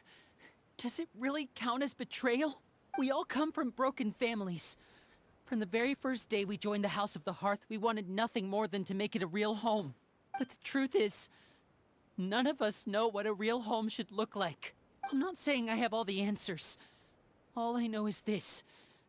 Killing Filial and the others may uphold the rules, but doing so will only bring us further away from being a real family than we've ever been. So please, Father, please, reconsider. I agree with Linny. Father, please. Linny, you... I also agree with Linny. An order once given cannot be rescinded. However, given the extent of your determination, I suppose we shall have to go about this a different way. Draw your weapons and face me. Our weapons? Father, are you referring to a duel? Precisely. The rules of the house will not be altered. Traitors must be punished. However, resolving disputes with a duel is also one of our rules, one that also applies to me. Demonstrate a sufficient showing of strength, and I shall offer a concession. Wait.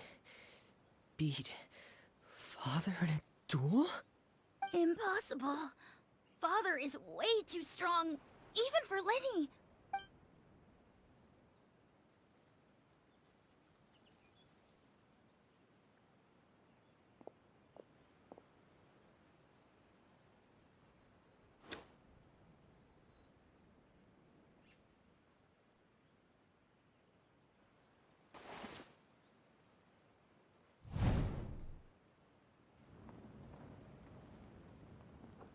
Did you hear that, Traveler? Lenny and the others have to duel the knave. What should we do? Can they really win something like that? If they lose, those people from the house are really gonna be executed. Hey, are you listening?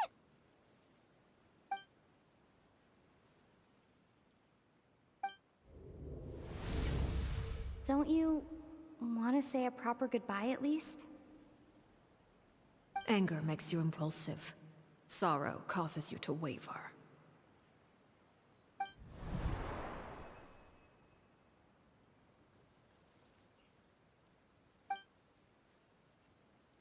Oh. Looking at that expression on her face, she seems really serious about this. Guess that means there's no chance she's throwing the duel on purpose, huh?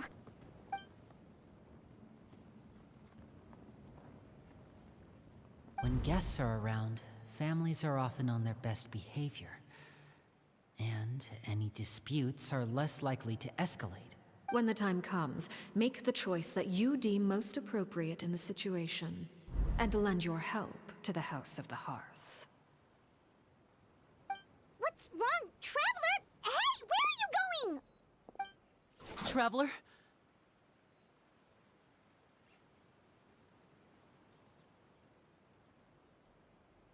You're asking to join the duel against the knave?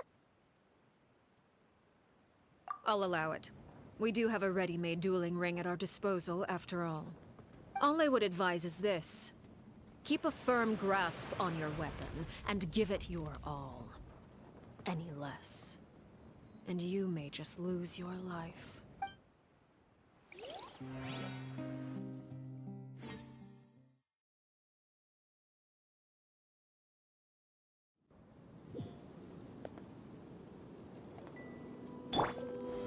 Gather! There is no escape! Share my knowledge! What pitiful attacks!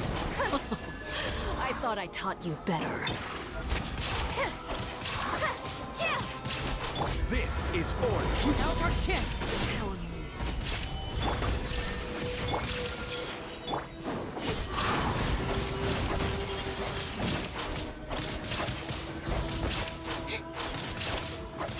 Now that's more like it.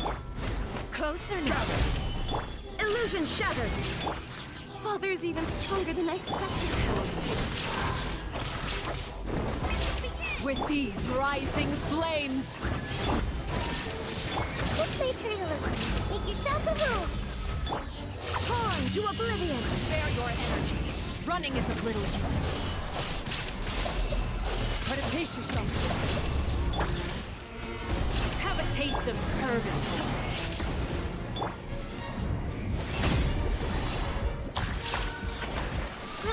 Grow! Order guide you. And voila!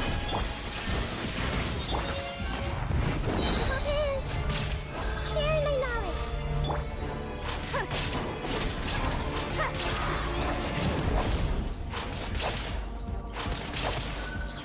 Like a fly tangled in a web. Stabilize. Over here!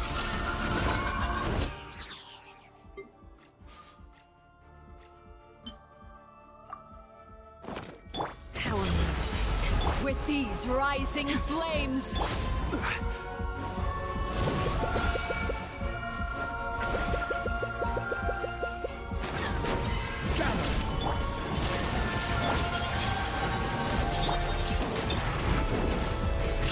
Draw my blade. My turn. Look at me. Trapped like a bunch of helpless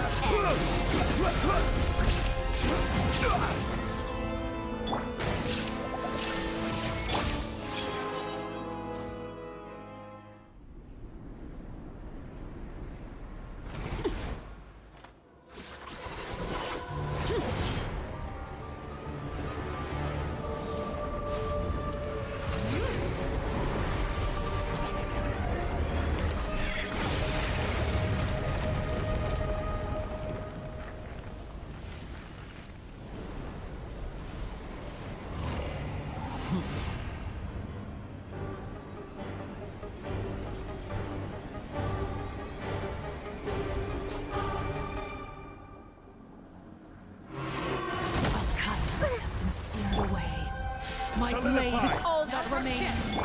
Over here!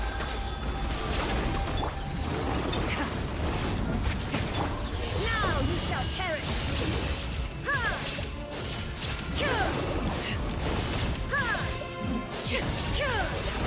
There is no escape!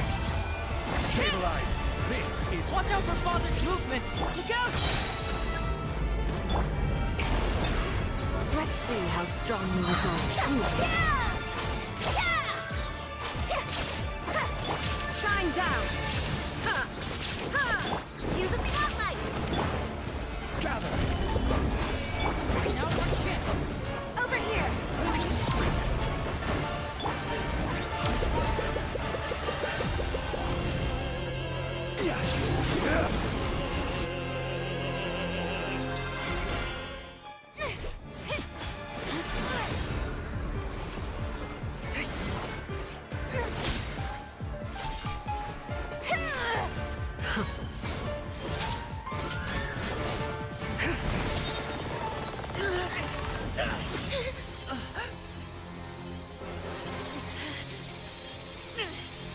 You should know better than to crowd in one place.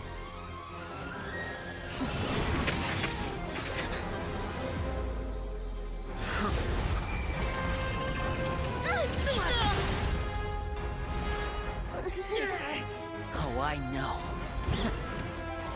No! I'm sorry, Father!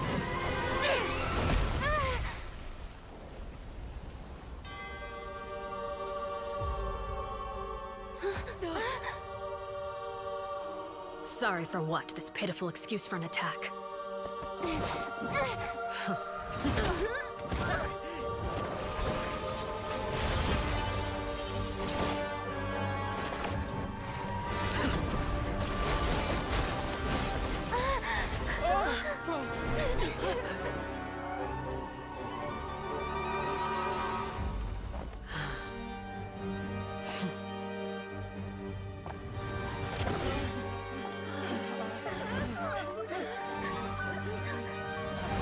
Father, no!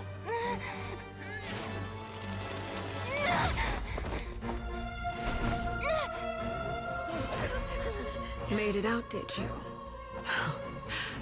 You're stronger than I expected.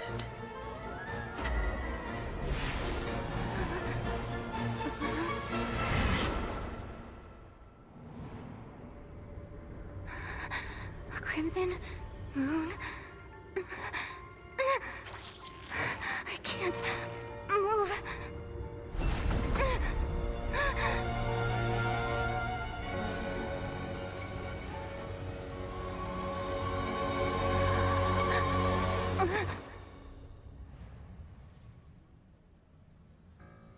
Still, not strong enough to beat me.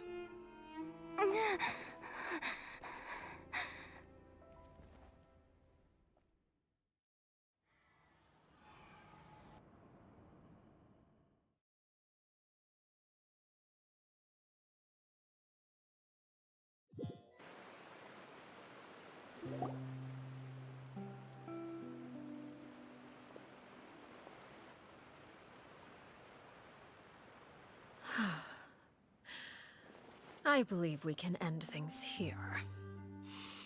It's not often that we get to enjoy the company of guests, after all. We wouldn't want things to get too out of hand. Brother, are you alright? Lyney, given that I am the victor of this duel, as agreed, the punishment stands. No! I never thought things would end like this. However, everyone involved in the duel demonstrated a remarkable level of strength and determination. In light of this, I'm prepared to change the method of execution. Elwar, the bottled flames I gave you for safekeeping. Do you still have them? Yes? I wasn't sure what they were for, but I've kept them super safe. I didn't lose a single one. Wonderful. Then, in just a moment, I'll have you administer them. Bottled flames? Indeed. They're the product of a secret experiment. Under certain special circumstances, flames can be extracted from my person and preserved. Once ingested, searing pain will spread across every inch of your body. No harm will come to you physically, but your memories will be burned away. If you can withstand the pain. When you awake, you'll have forgotten everything you know about the House of the Hearth, and will be expelled from the organization. In other words, administering this concoction will kill the version of you that grew up in the house, and give you a new identity.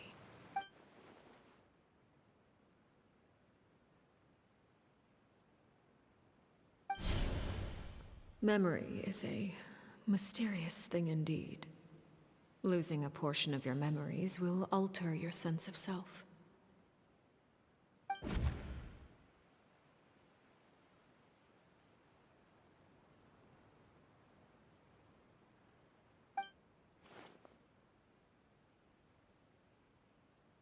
So, you're just letting us go, Father?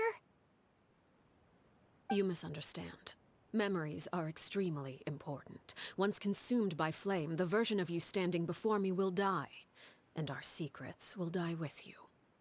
So no, I don't intend to just let you go, because the person who survives will be nothing but a stranger. Even so, I won't have to live in fear anymore. I'm sorry, Father. I'm sorry I let you down. But I really... Don't cry, Filial. You haven't left the house yet, so there are still rules to be followed, yes? Remember what I taught you. Anger makes you impulsive, sorrow causes you to waver. Don't let yourself be controlled by your emotions. Of course. I'll remember. Dry your tears, and go pursue the life you really want. Yes, Father. Chapleau, Fultz, Elwar. Take them back to Poisson. And bring Lyney and the others as well. I prepared 3 extra vials of bottled flames. As for whether to take them, the choice is yours. Goodbye, children. The next time we meet, I will no longer be your father. Thank you for all you've done for the house. I hope you have bright futures ahead of you.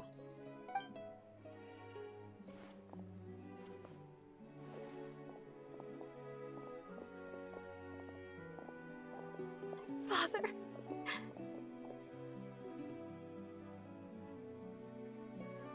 Let's go.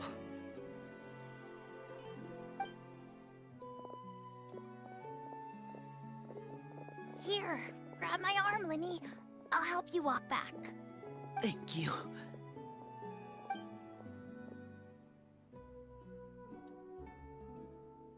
Clairvy.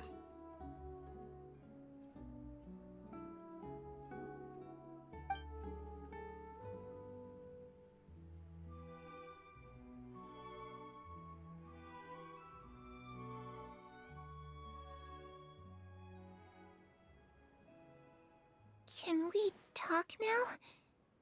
I've been waiting for a super long time. You really are Perry, aren't you? I haven't seen you in so long. How come you're all grown up? Wait, did I somehow travel to the future on accident? Or am I dreaming? What a long dream. Neither. You died, Clairvy. That's what happened. You could have at least sugarcoated it a little. Look, she's done speechless.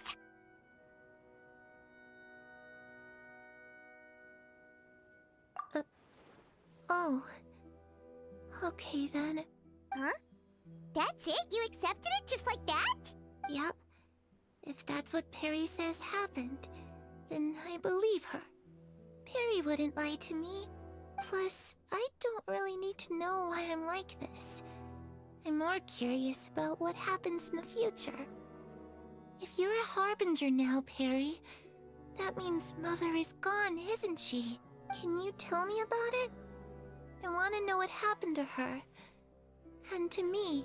You never stopped trying to defy fate. At first, no one believed you. You could only vent your frustrations to the moon. In fact, you often sought comfort in the night sky. You wanted to see the aurora, so one night we promised each other we would go to Snezhnaya to see it together. Later on, you tried to run away, but you were brought back each time.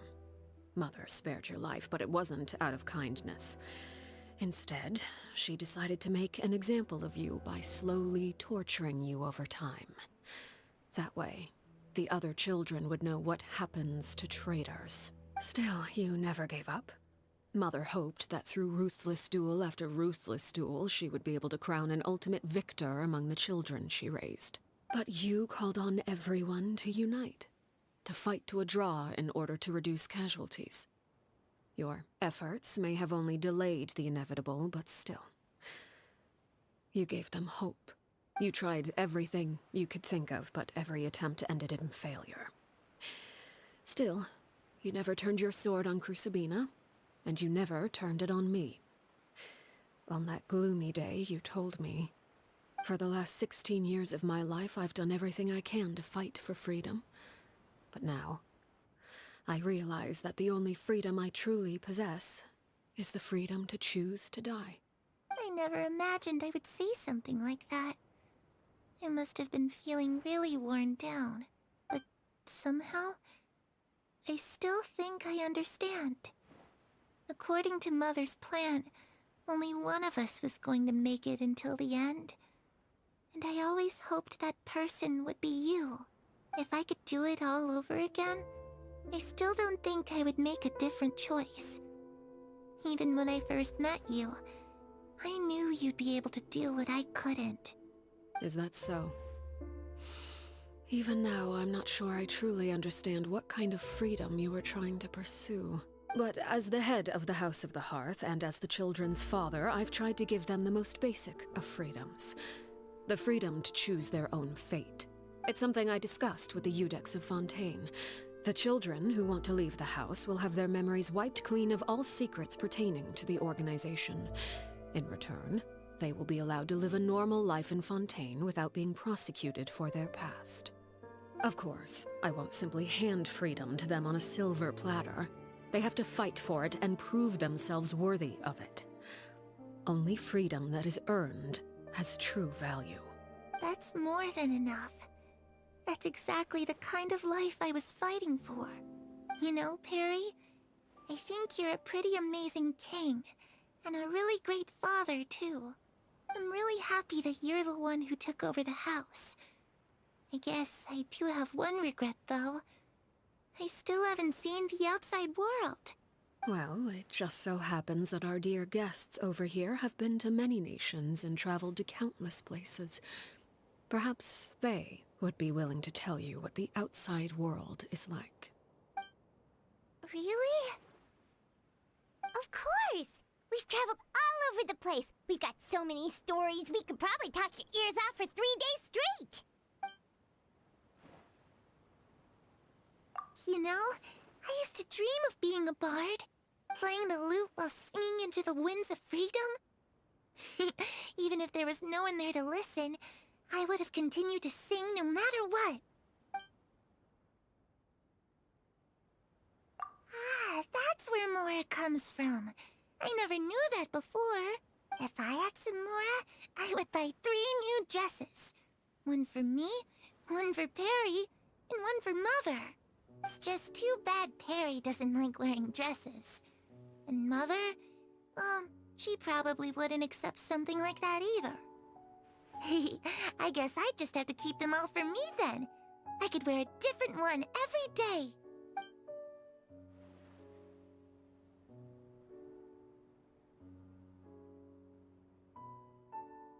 Those yokai you mentioned, what do they look like? I once saw a drawing of this one guy with horns on his head and a super scary face. Are there any yokai like that? Oh, sounds like you're talking about an Oni. Yep, we've met one, and let Paimon tell you, they're not nearly as scary as they look.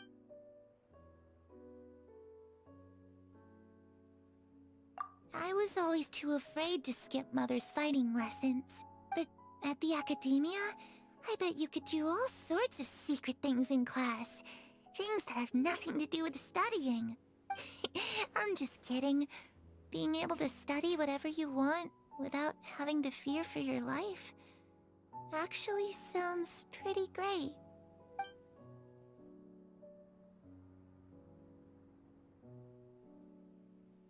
The situation was super dangerous. Lenny and Lynette were accused of committing a crime, and they were going to have to stand trial at the Opera Epicles.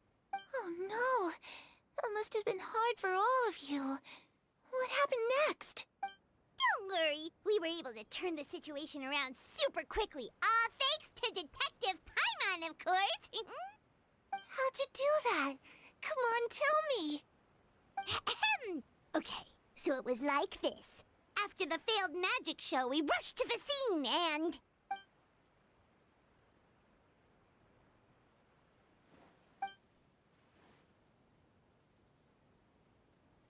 Shadows don't have the capacity to learn or grow.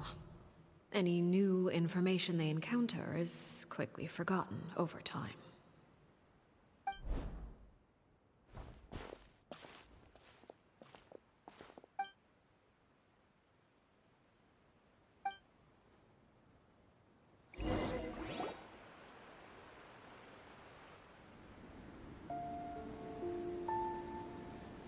Clairvy. You've worked tirelessly from the shadows to overthrow the House of the Hearth.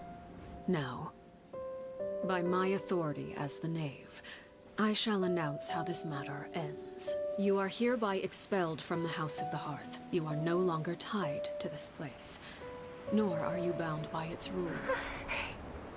You're saying that I can finally leave? I get to experience the outside world as well? Oh, I almost forgot. There's no getting older for me. Still, seeing who you grew up to be makes me really happy, Harroware. Take care of yourself. Goodbye. May we meet again someday.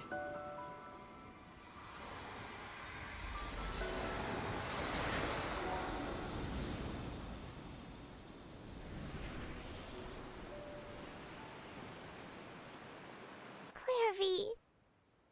She left so soon. Paimon didn't even get to finish her story. I also have certain sentiments left unsaid. I wanted to tell her that the aurora I saw in Snezhnaya was just as beautiful as the ones in the pictures. But a shadow's memories reset at dawn. Had we delayed any longer, we wouldn't have had the time to say goodbye.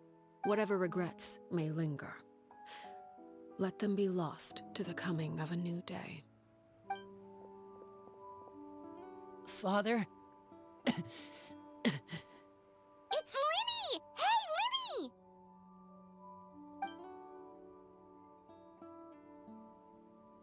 What is he doing back here? Let's go check it out.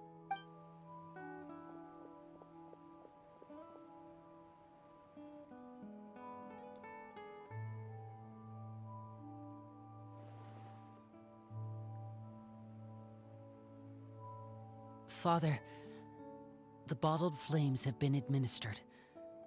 Filio and the others have left the house. And you? What have you decided? Thank you for giving us that choice, Father. But we never wanted to leave the house. It's the only home we've ever known. Lynette and Freminet feel the same way. They're recuperating back at the Hotel Bouffe d'Été.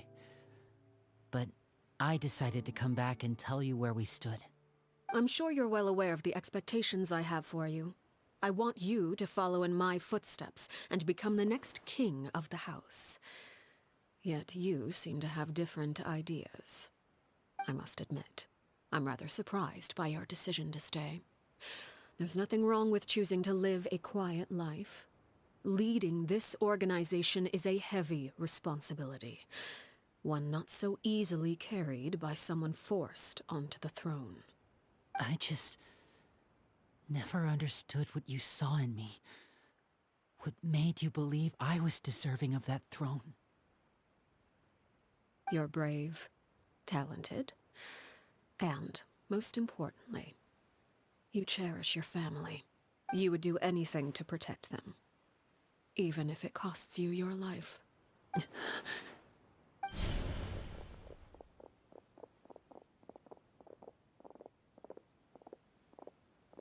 Speaking up back there was so brave of you, Lyney.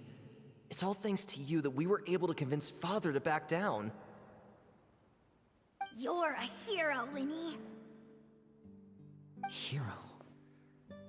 Father is the real hero. Had Father gone all out during the duel, there's no way I would have walked away with my life. She must have had it all planned from the beginning, from the very moment she suggested a duel. I'm not deserving of that title. I'm not strong enough or smart enough. You're wrong. In my opinion, all you need to be deserving of the throne is conviction and the necessary strength to act on it. We may have different ideas of what it means to be a family, but you can hardly be said to lack conviction. What you truly lack is strength. For someone of your talent, though, that's something that will come with time. Even without that strength, you still chose to face me in a duel, even though the odds were stacked against you. That capacity to honor your convictions is what I truly see in you. Father. No one knows what the future holds, what tragedy or triumph may be in store. Being at the head of this organization requires the strength of will to face whatever comes. Caution will only hold you back. If reaching a certain standard were required to go after what you want, I would never have succeeded in killing my predecessor. Back then, there was still a considerable gap between our abilities. Strength may decide the ultimate victor, but those who let a lack of strength dictate their decisions or undermine their convictions will never be worthy of the throne. I understand, Father.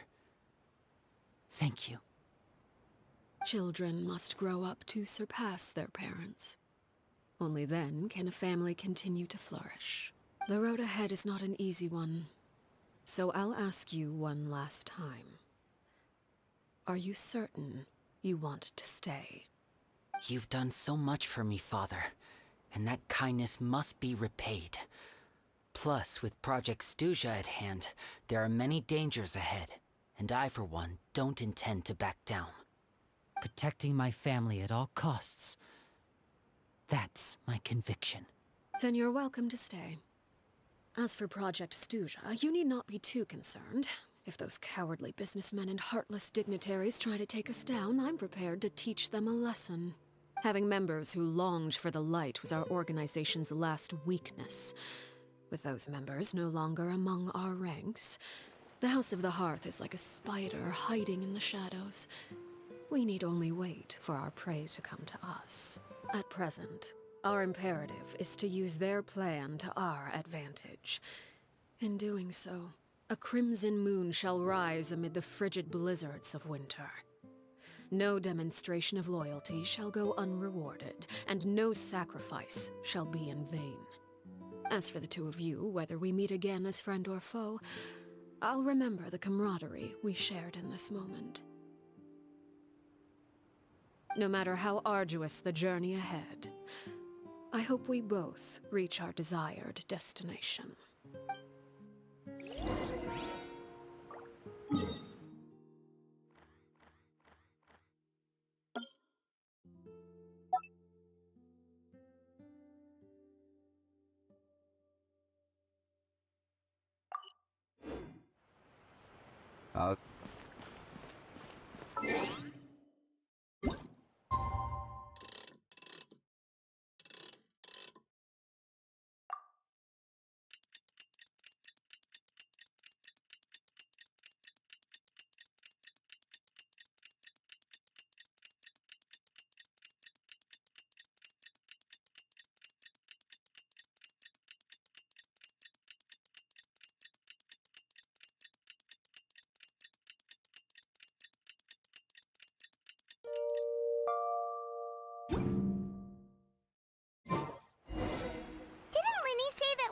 Fremine were recovering at the Hotel Bouffe d'été? Oh, Paimon wonders how they're doing. Maybe we should go check on them.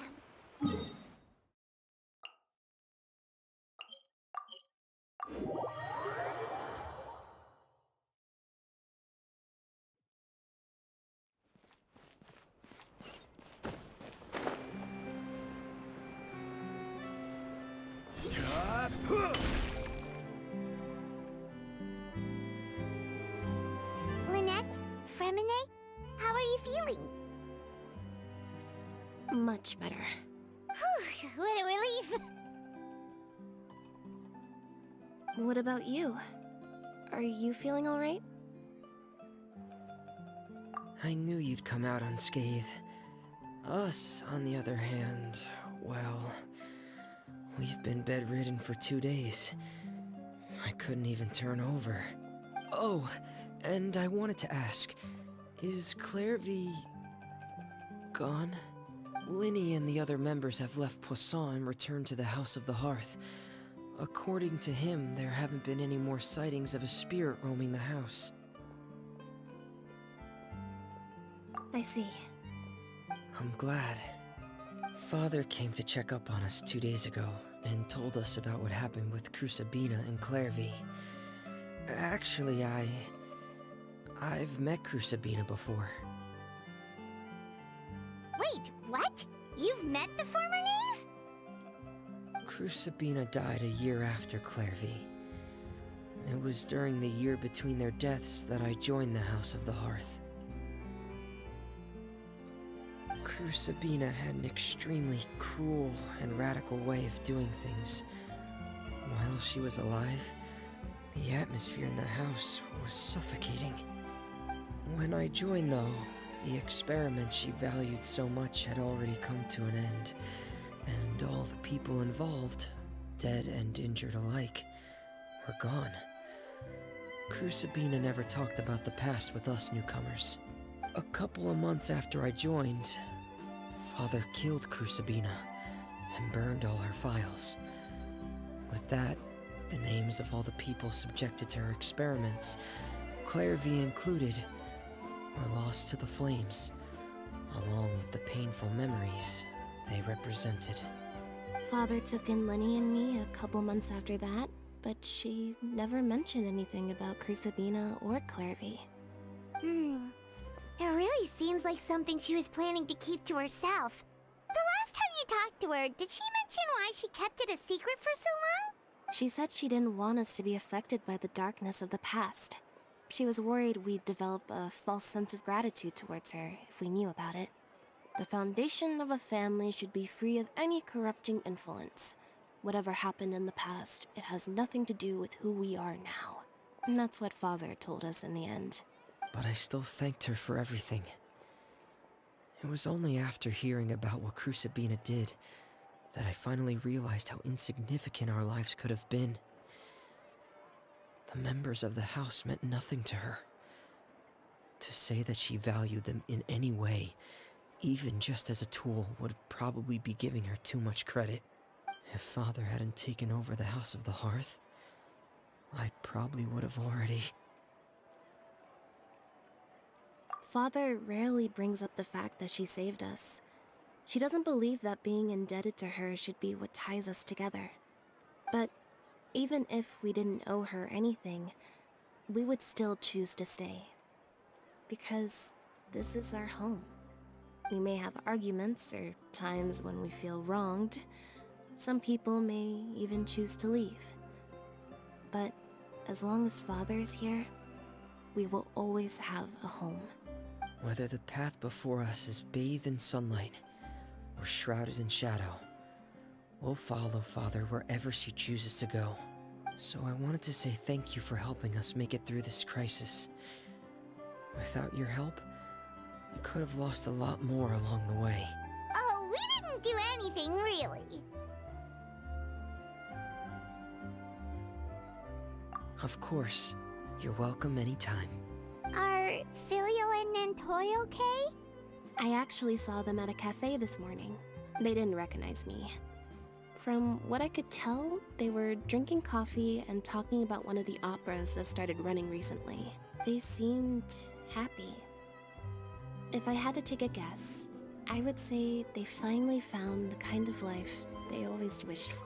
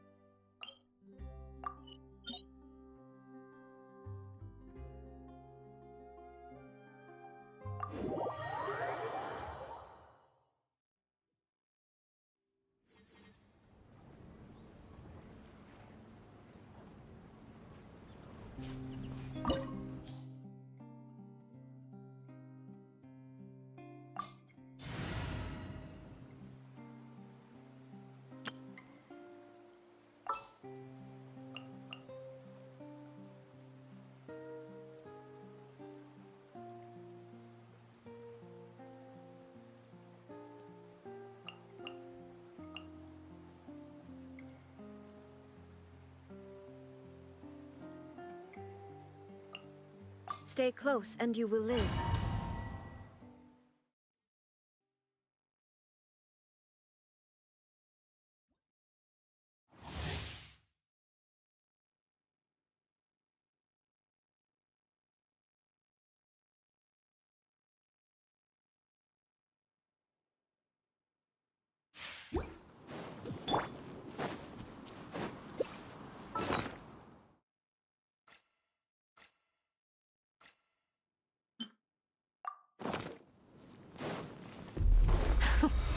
Stabilize. Afraid? Or do you not even have the courage to be afraid? Showtime! Attaboy! Is it my turn now? With these rising flames! Ha!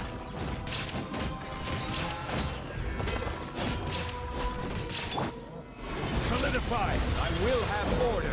Is it my turn now? There is no escape! Bam!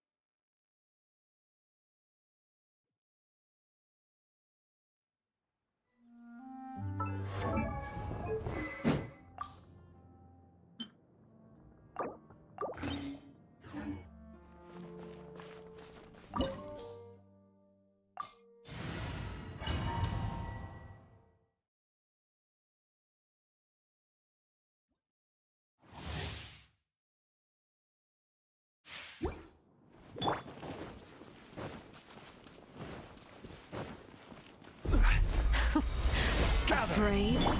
Or do you not even have the courage to be afraid?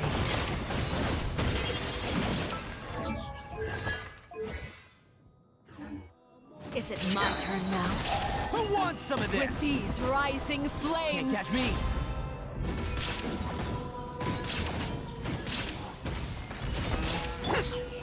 Solidify!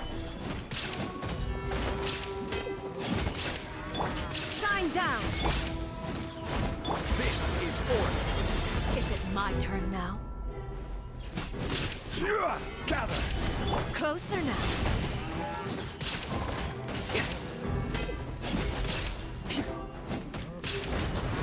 How amusing.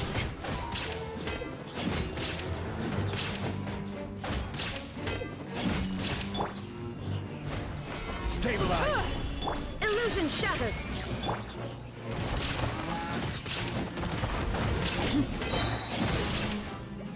Is it my turn now?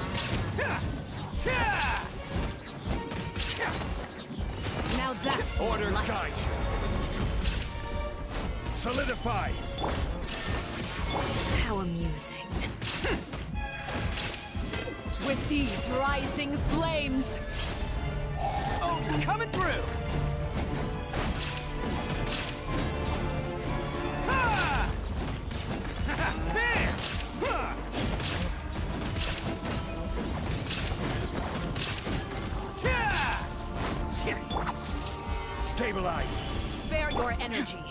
Running is of little use. Inazuma shines eternal! Have a taste of purgatory. Hold the line! Solidify!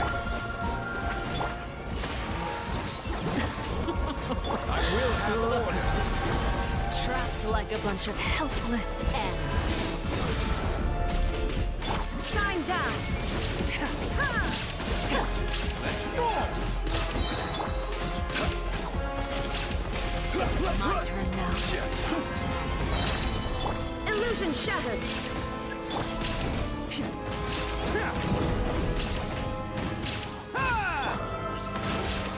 Like a fly tangled in a web.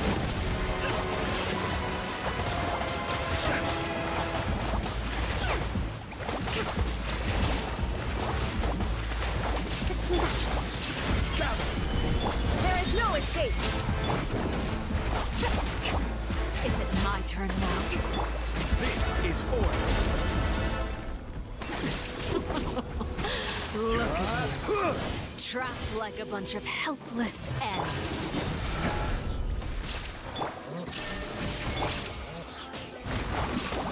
How amusing.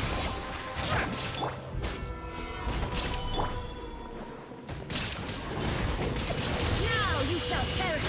Not bad. You've proven to be a worthy opponent after all.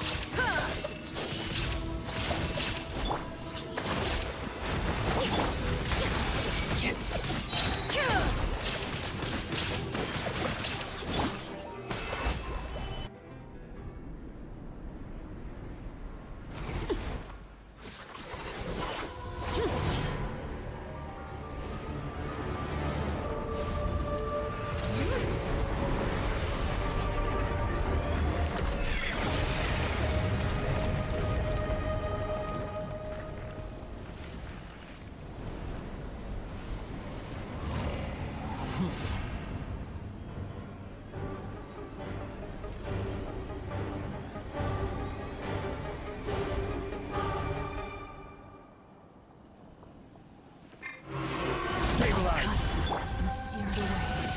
My blade is all that remains.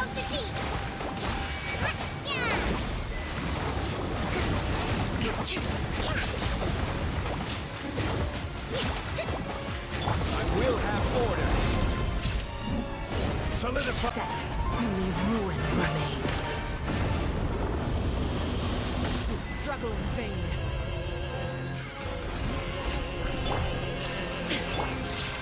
Rebuild!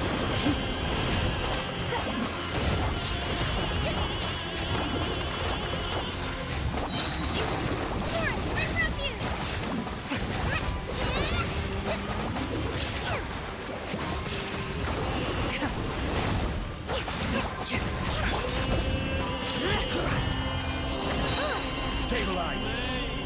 This is order! Let's see how strong your resolve truly is. Detached. Focused.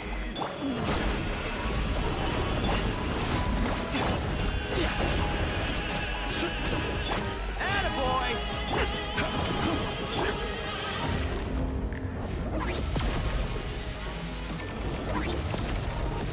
Allow me! Gather!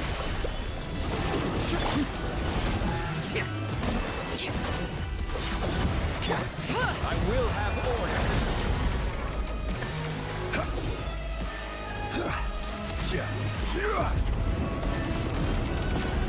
The sun and moon have set. Only ruin remains. Solidify! All hope has been extinguished. Hold the line!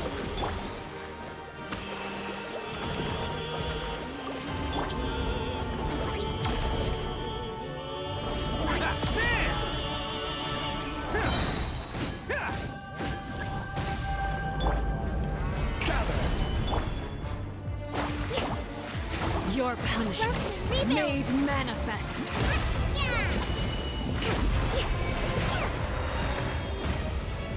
Let's move out. Can't catch me. Attaboy! Billowing surge!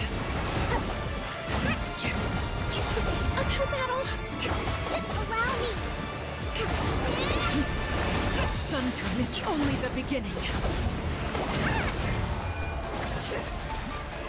Let's move out. Solidify! Shine down!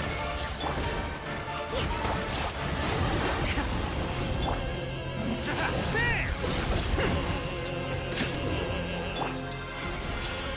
This is order. Gather! The sun and moon have set. Only ruin remains. Hold the line. All hope has been extinguished.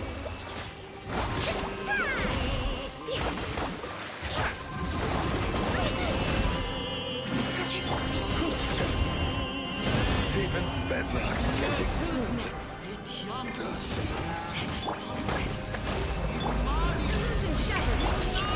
Let's see how strong the resolve truly is.